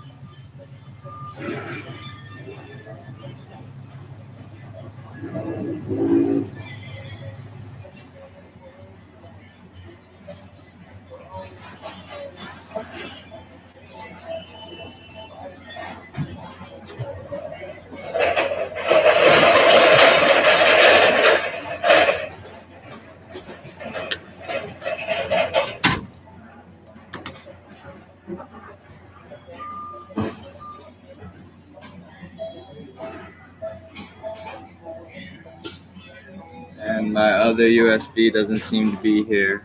So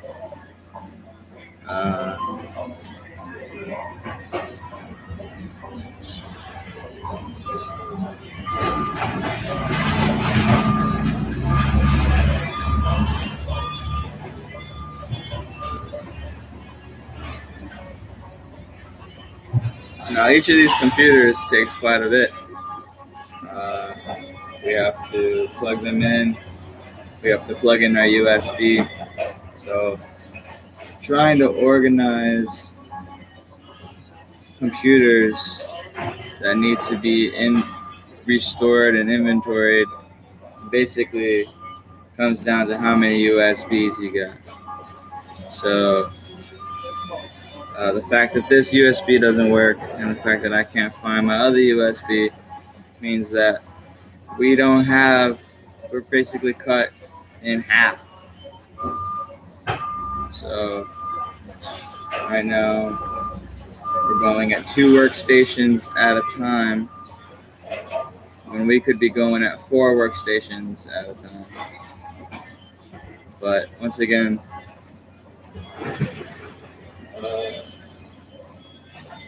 I think next we're going to tackle the monitors. I'm going to get them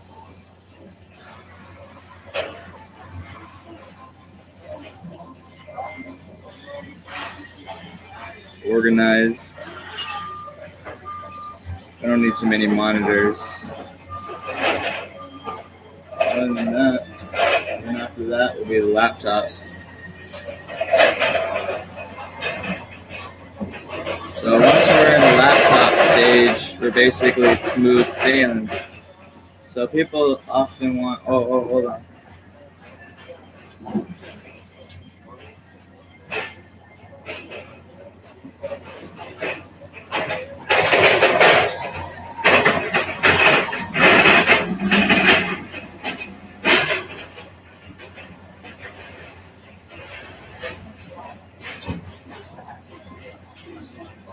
People often want options. So we've got the options. We got the desktops, we got the laptops, we got the monitors, we got the TVs. We got everything also online. So, from this point on, it really comes down to, so that's why we didn't really, I had good news, I had bad news, but I wouldn't say no bad news because we got to get some of these off our shelves anyway.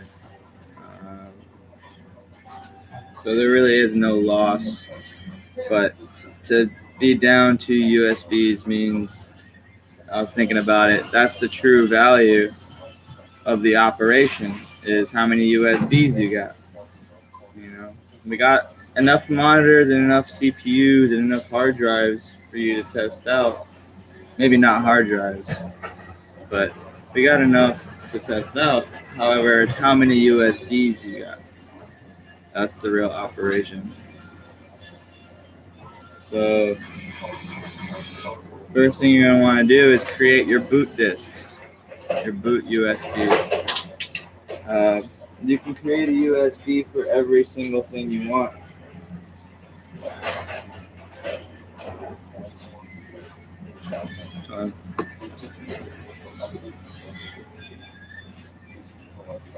And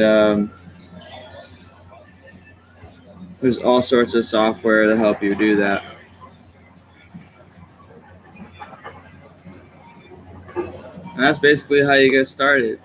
If you're installing a video game, oftentimes you might want to do the same thing. So it's worth it to invest $20 or $50 in one of those softwares. And then you can write and you can create boots or anything.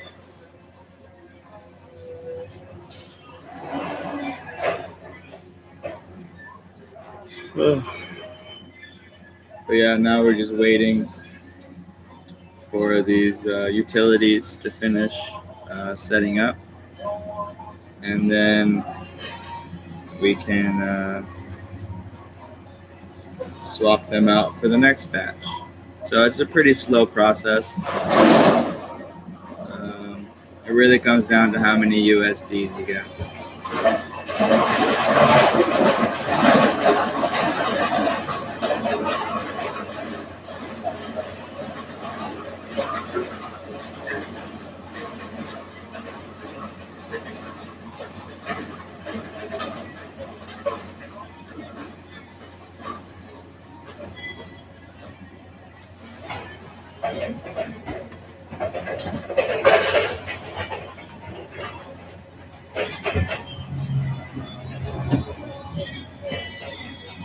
Our inventory never really changes either.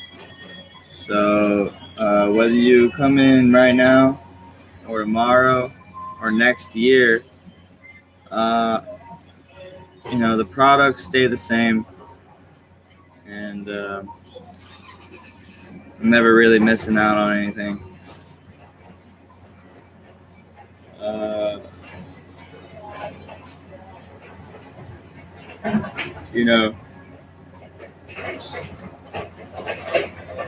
The whole point is to create content. You don't necessarily need a computer to create content. And you can use somebody else's website or somebody else's platform or even somebody else's computer to do all of your work or to make your money. So the computers are never really going to go away. And in fact, what you really want is to have a place to keep your computer that you can always come back to. So we don't do any storage of that kind, but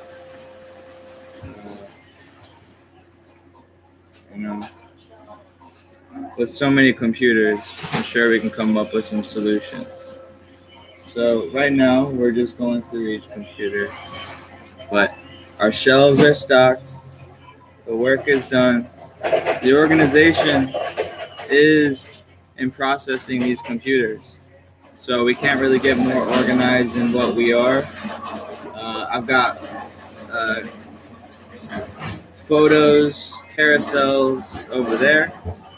I've got vintage equipment over there. I've got more vintage equipment up top. I got monitors down below. I got monitors up top. I got toners up on the shelves.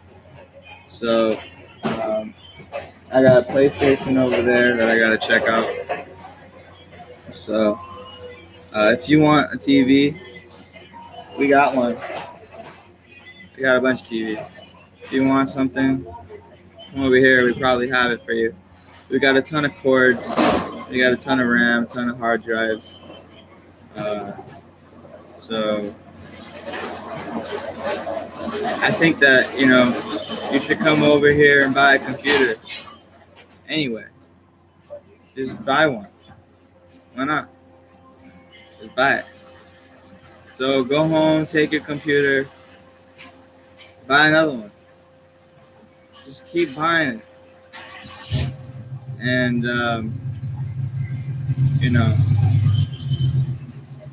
be a part of whatever you do.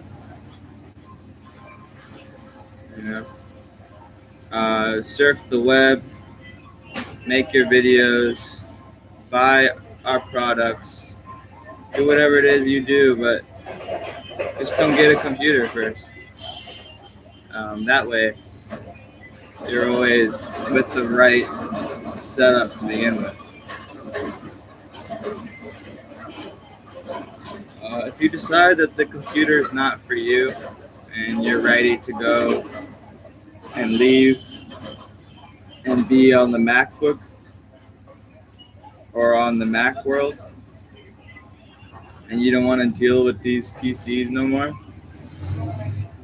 then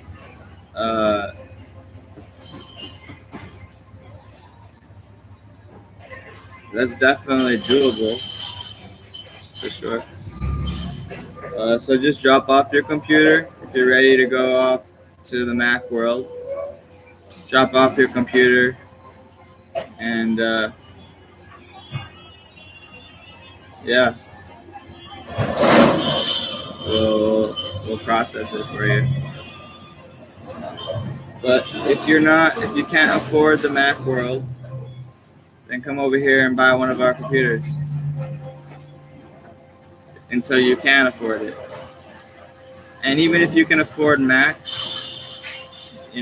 buy one of these computers for someone else. A computer is the best gift that you could give anybody. Anybody can take their computer, drop it off, and get money for it. Or just drop it off for whatever.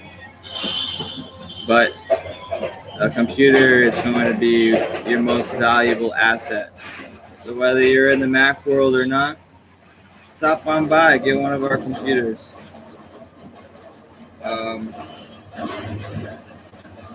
Yeah.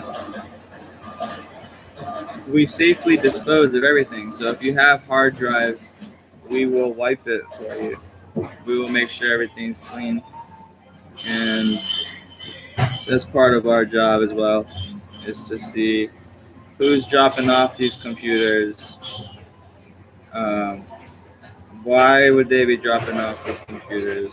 Let me look at the state. Let me see it. Okay. And then we go from there. Usually these computers are missing their hard drives. We don't ask questions, but we know why.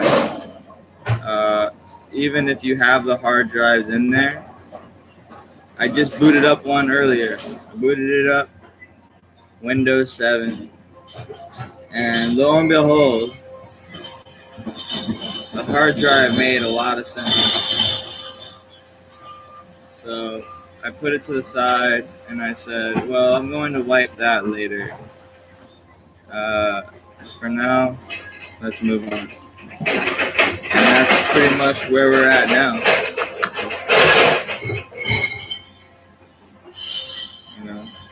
Resetting these hard drives.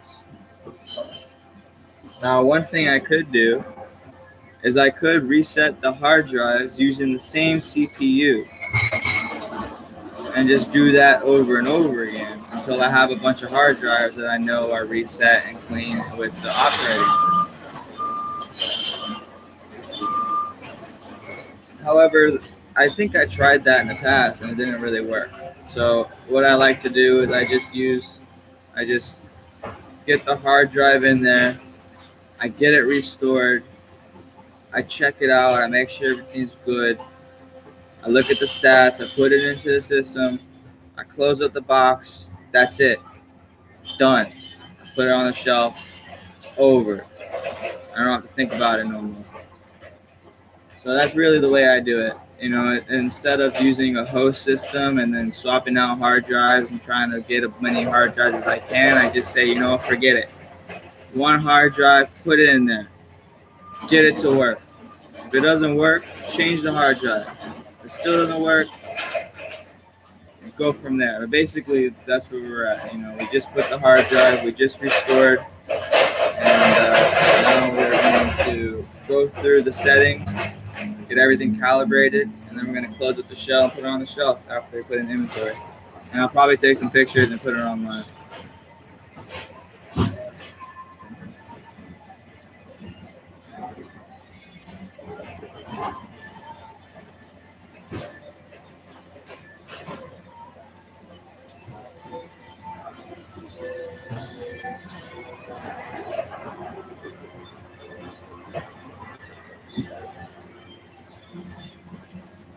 So when you're doing this type of work, it's always good to have hobbies. So you can do your hobbies while you're doing this work, and that way you're always using your time, because you don't want to be stuck behind here. And I'm going to give you a piece of advice. If it's not loading and if it's taking too long, just wait. Just wait. Because I made this mistake in the past where I've turned off the computer and then it no longer worked again. So just wait. And that's why I say have some hobbies while you're doing this work. While you have a computer, if you have computer work, have a hobby as well, so you can do your hobby while you're waiting on your computer.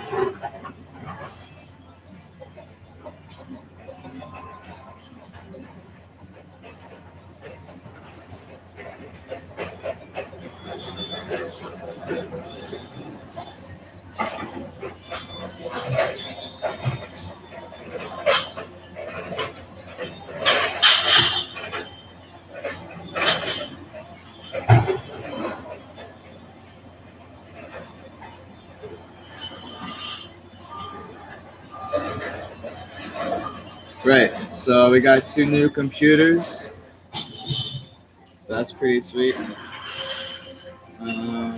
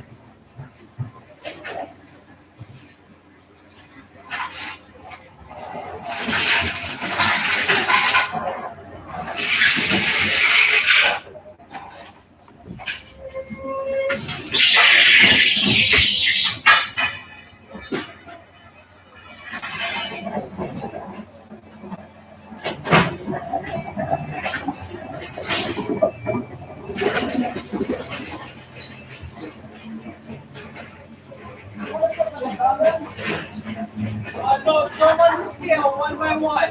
One by one and weigh them one by one.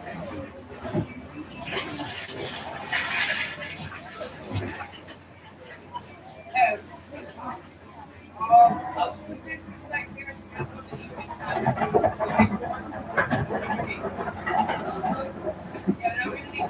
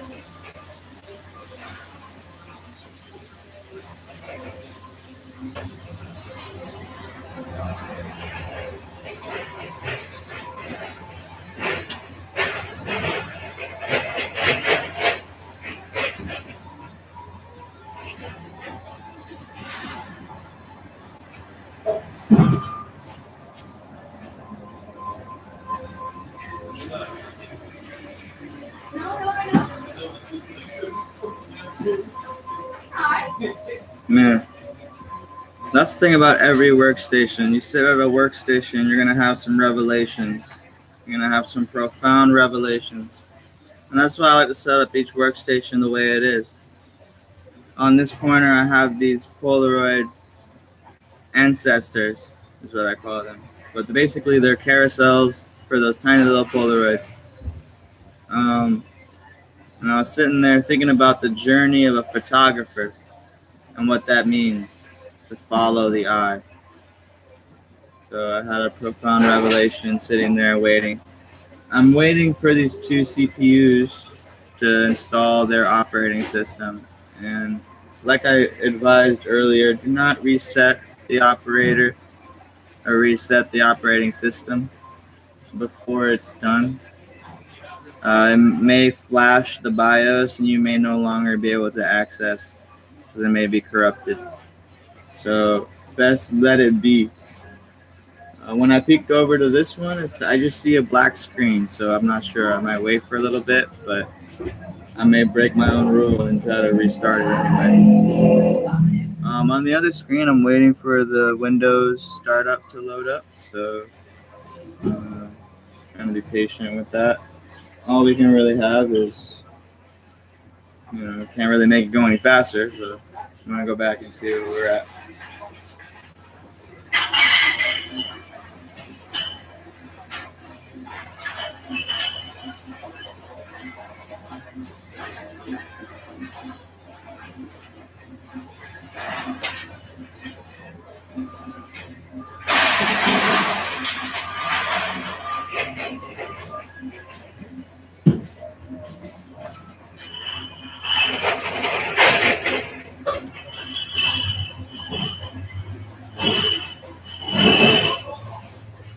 Every great operation has Santana playing.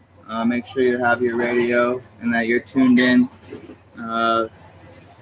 Every great operation has a great DJ, and every great DJ has Santana playing at some point or another. It wouldn't be CIA if you didn't have Santana.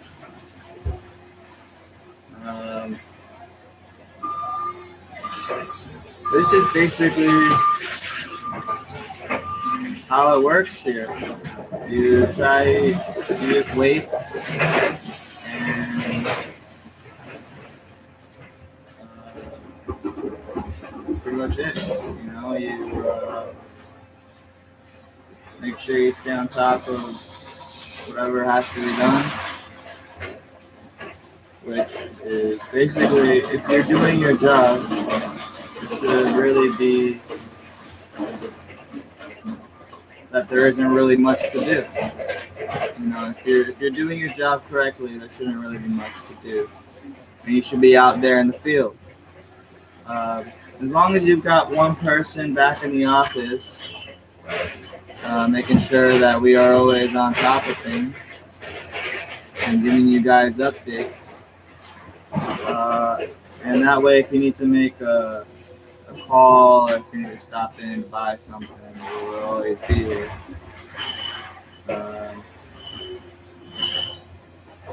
Basically, yeah, because if we're not here, we're out in the field, we're doing our jobs, there shouldn't really be much to do.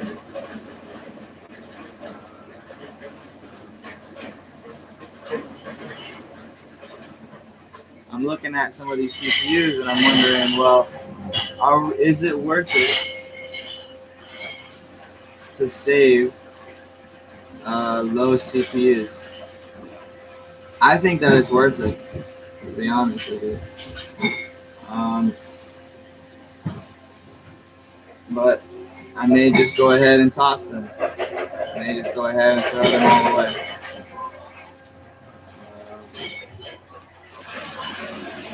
I don't know yet.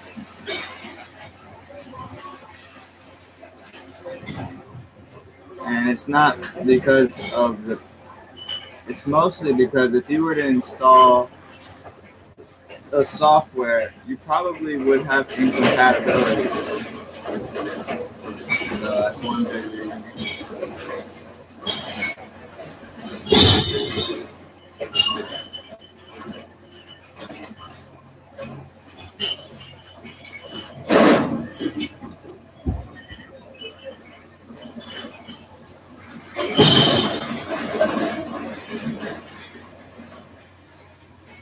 But it's really up to you. So far, I've had a couple people coming in asking for these computers.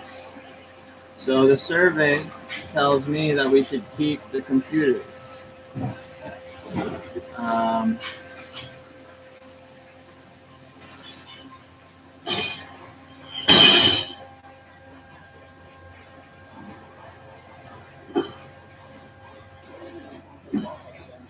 I don't know though. Because the market price doesn't really change. So we'll see.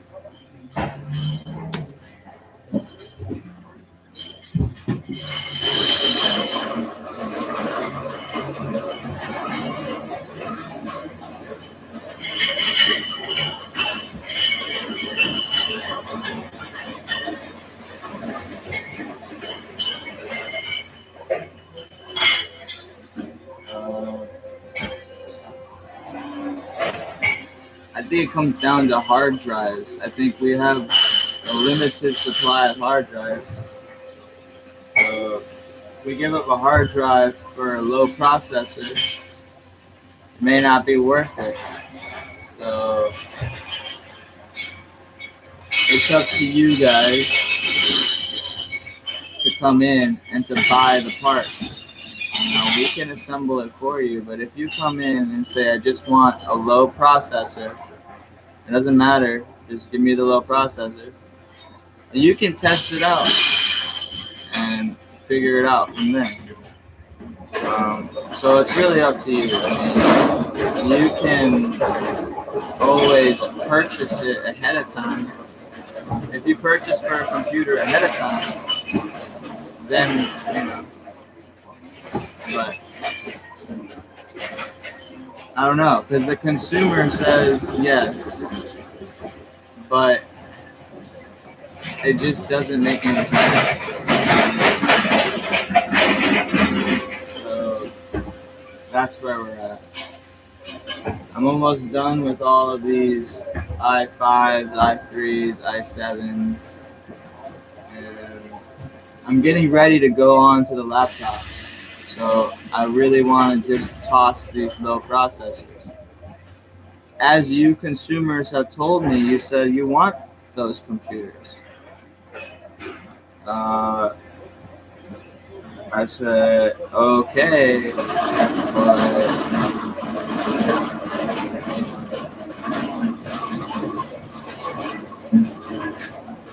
so I don't know.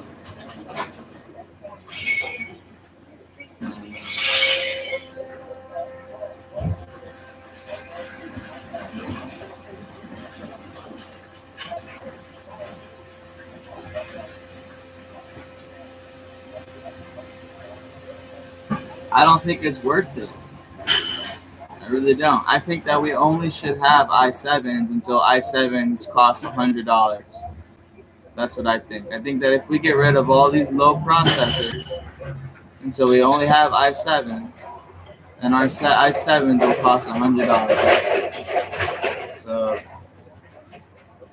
that's a good way to go about it. Because at the end of the day, it's better to have more than what you need than it is to go for, you know what I mean? So I always say, go big and stay home. And I always say, do extra, over the top, And I always say you can't have too many presents. I always say that also. Can't have too many presents. So the question is, if you're unboxing a computer, why would you want to open up a duo core? I don't know. I don't think you do. So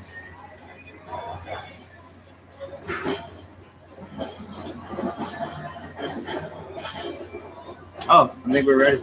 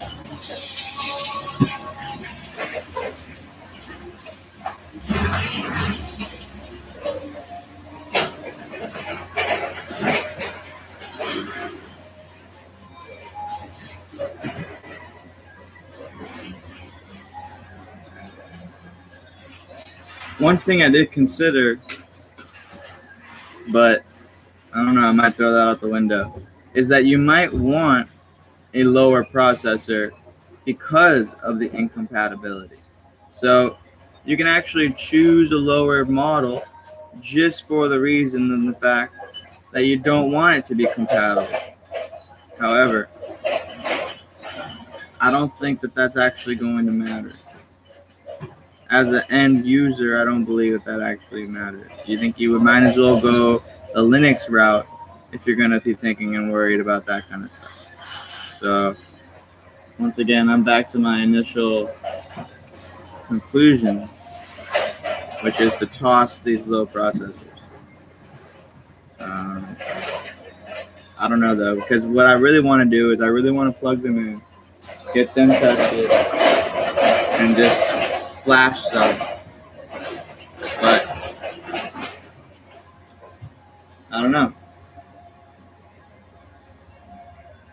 Who knows?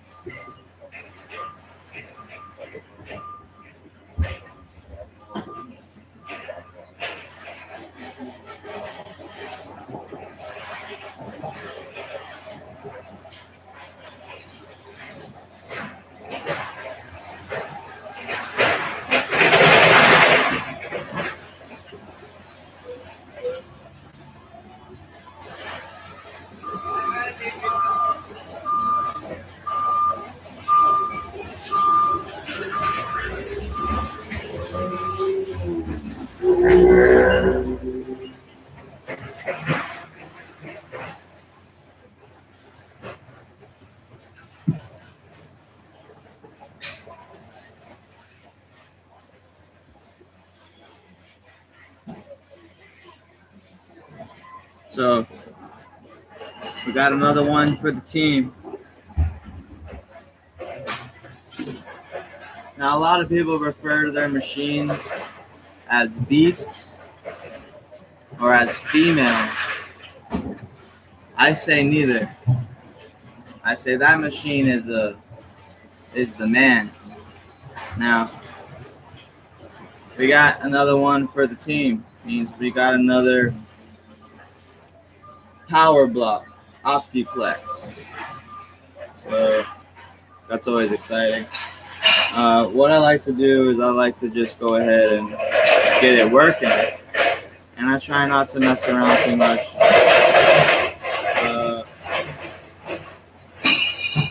After that, once I get everything working, then I go back and I upgrade shit. The first thing is they want to buy the computer. Okay, it works. Buy it. After that, I'm sitting around after the laptops. Then I go back and I say, okay, well, this has 4 gigabytes. I can take that 4 gigabytes and I can double it. I can double down and I say I got 8 gigs. I can even, split my blinds and double each blind and say I got 16. So it's really up to how you want to do things. Do you want to upgrade it all at once, or do you want to just get it working? For me, is I like to just get it working. But maybe somebody else might want to do it all at once. It's really up to you. For now, it's working. I'm not going to mess with it. I'm going to leave it at 4 gigs.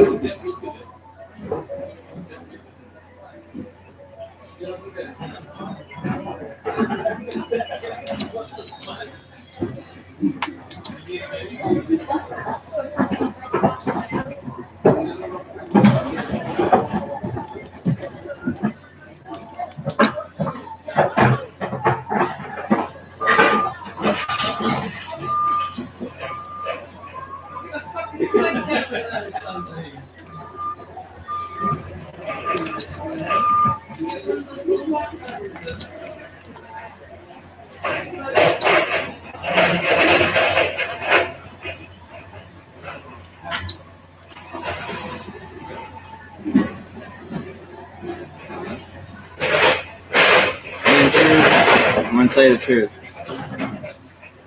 It only takes 2 seconds to upgrade the RAM. It only takes 2 seconds. Whether I do it now or whether I do it at the sale, who knows?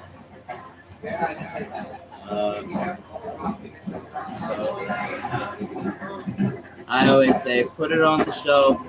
Don't worry about it. We can always upgrade the RAM later. But it's really up to you.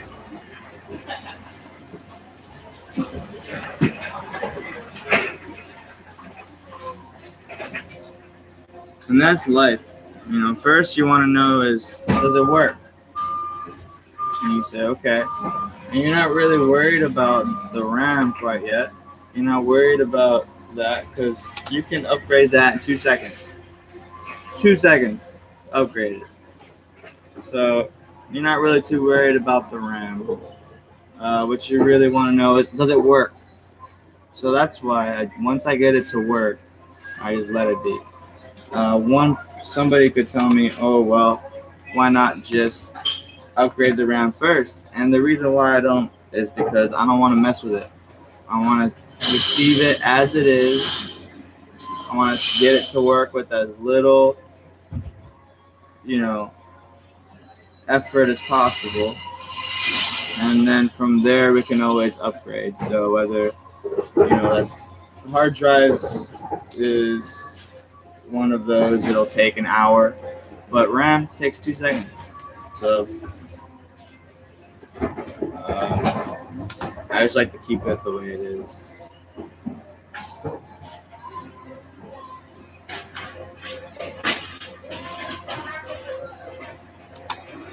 But it's up to you. You can do whatever you want.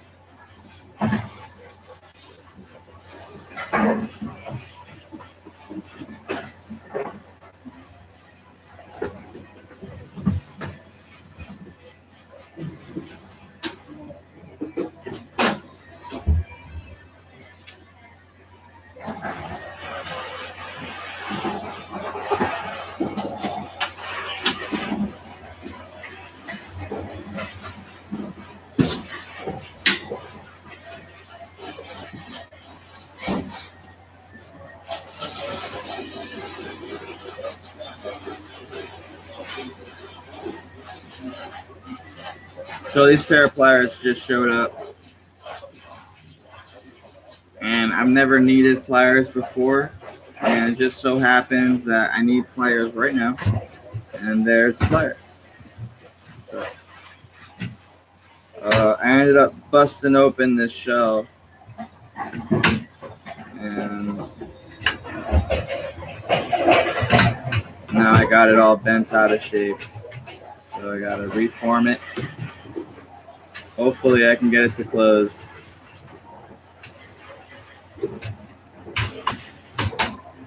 But I'm not exactly the most skilled, but we shall find out if I can get it bent back into shape.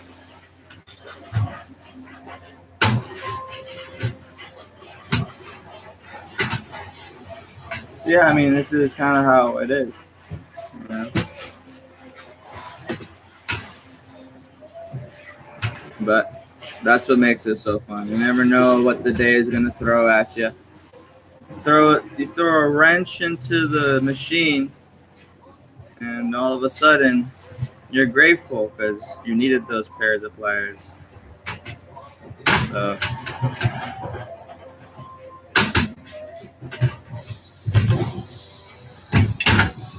you know, on a day-to-day, always making money, no matter what. As long as you are alive, you're making money.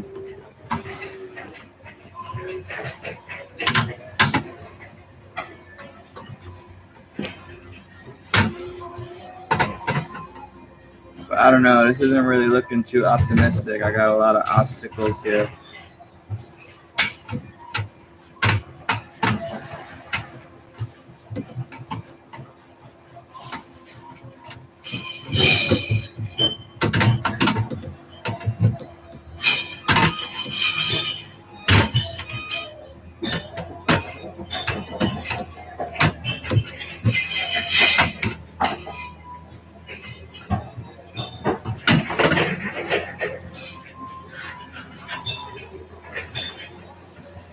But we can give it a try. I don't know. Still kind of bent up, but let's see.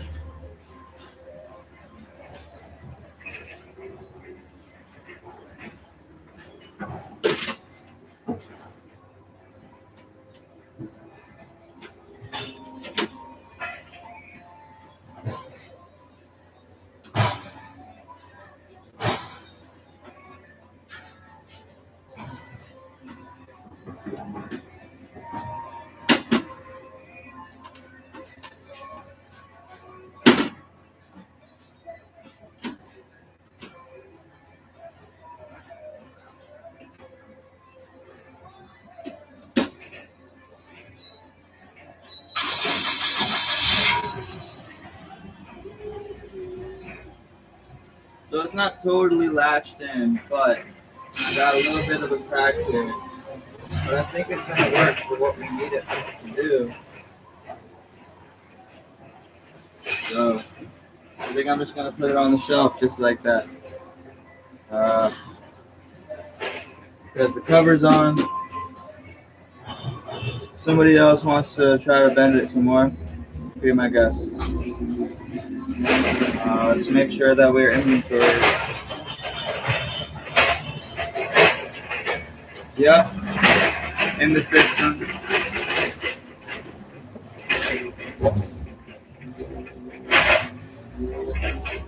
Now I got these slips, so this is much faster. Write a slip. I got an inventory. Print the inventory later. Whatever. Doesn't even matter. So all we need to do is write down the IDN for this one, which I logged as 164.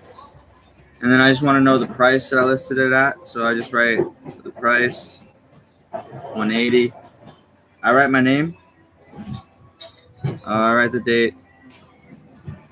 And this is just a quick, if they want to look up the IDN, go right ahead. All the rest of the information is there. But I'm just going to quickly write what it is. Because it's much faster than printing. But it's the same. If you want to print it, you want to write it, I don't care. As long as it's in the system. Otherwise, I got no record. So make sure it's in the system. Okay. This is just so that we can see it, know what it is, and get it off the shelf.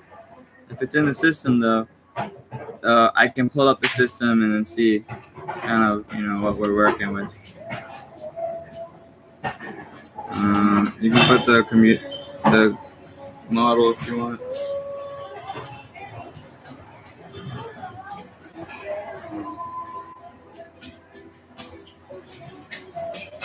Great. So we got one more to the team.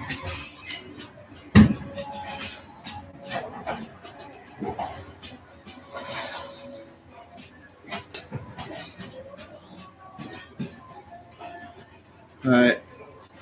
A lot of this work is done not just here, but we do this work overseas as well. A lot of our computers actually go overseas. That's how we set up a lot of what we do. Offices, schools, operations. We do it all. So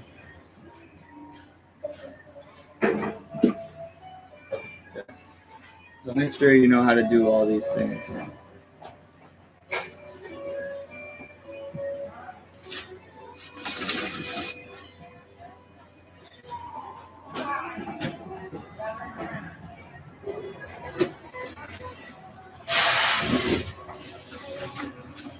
Before you go traveling. And the thing is, before you go traveling, make sure you know politics. Before you go traveling, make sure you know, not politics, but make sure you know what's going on in the world before you go traveling. And a big part of it is the computers. So make sure that you're buying our computers, taking them with you before you go traveling. And that way we can always bring our computers into the homes that need them the most. And that's not in America. One computer can be an entire career and entire education for a kid around the world. So pick up one of our computers, take it where it needs to go.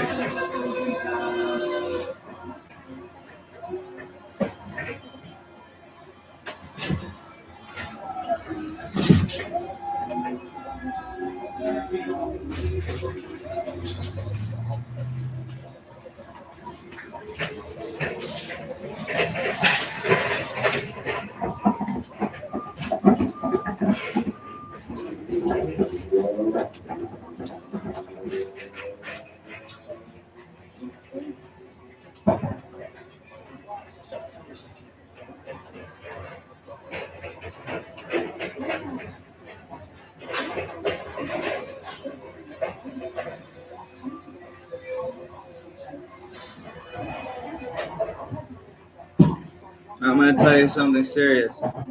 These people are donating these computers for free.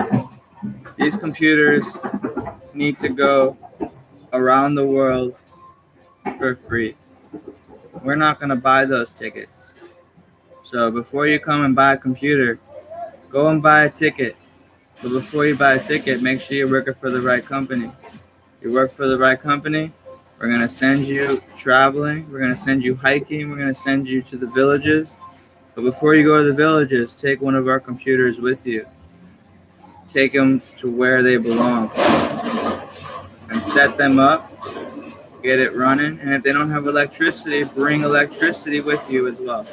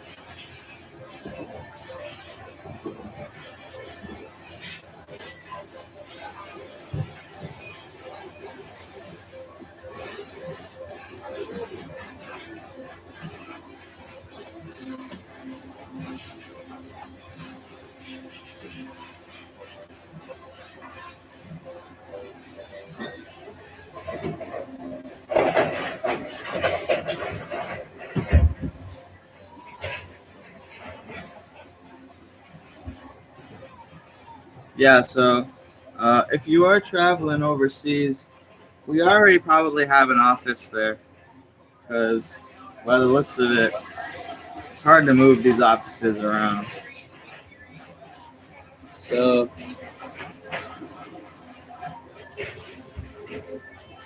it's always good to stay consolidated.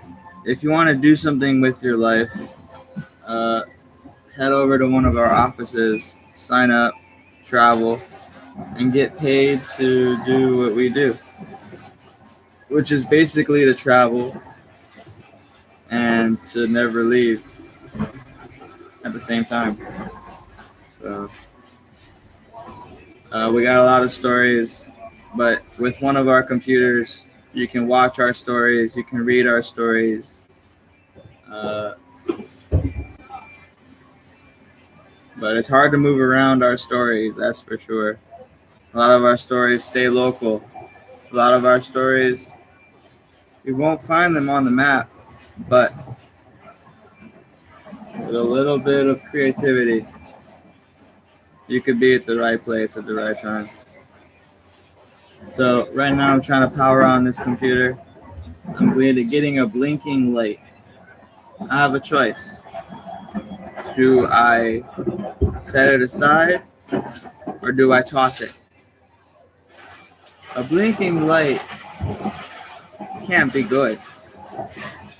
So I'm gonna log it and I'm gonna throw it away. And that's a big reason why we have to always be moving these computers, because the cost of shipping ends up being cheaper than the ticket. So in order for us to maximize our dollar, we need these computers, first of all, uh, to be cheaper than the shipping. So with these big old i7s, it actually isn't really worth it to take them with you. The laptops end up being a better commodity. Also, the laptops at least have batteries, so there's that as well. So throwing away one of these i7 CPUs, we don't actually end up hurting our economy. And because of the weight and the 90 cents per pound, we don't end up, we actually end up still making quite a bit of money from these i7s. So it actually is more cost effective to recycle them than it is to try to bring them with you.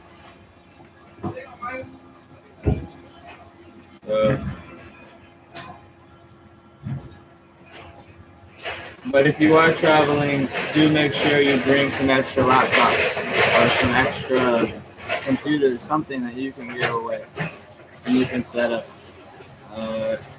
because that does make a difference. You should always have a couple extra.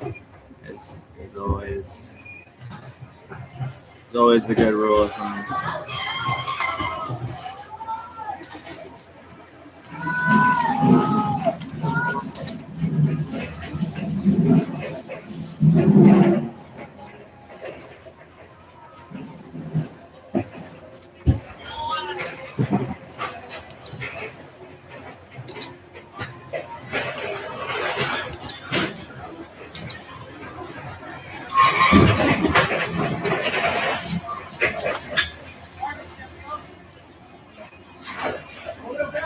Yeah.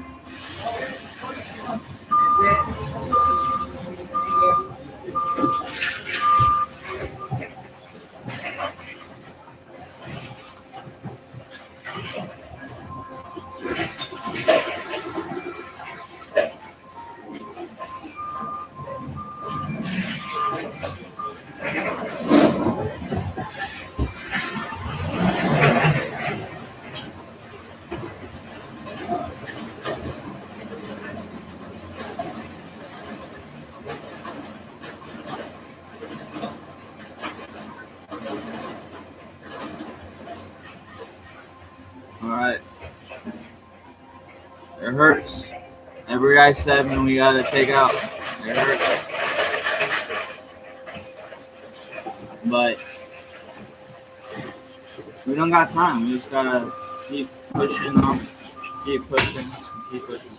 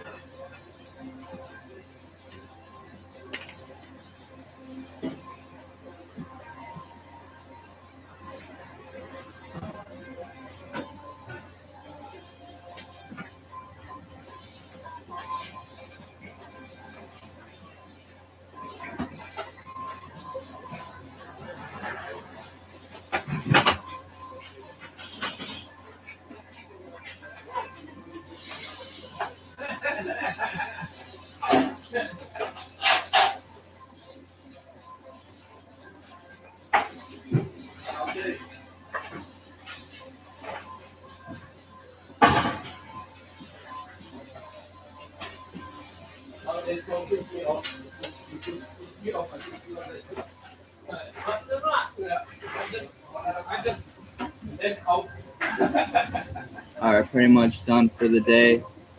We've been streaming for 6 hours. Yeah. We'll be back tomorrow. We got some questions. If you want to ask what we got available, just send us a message right there.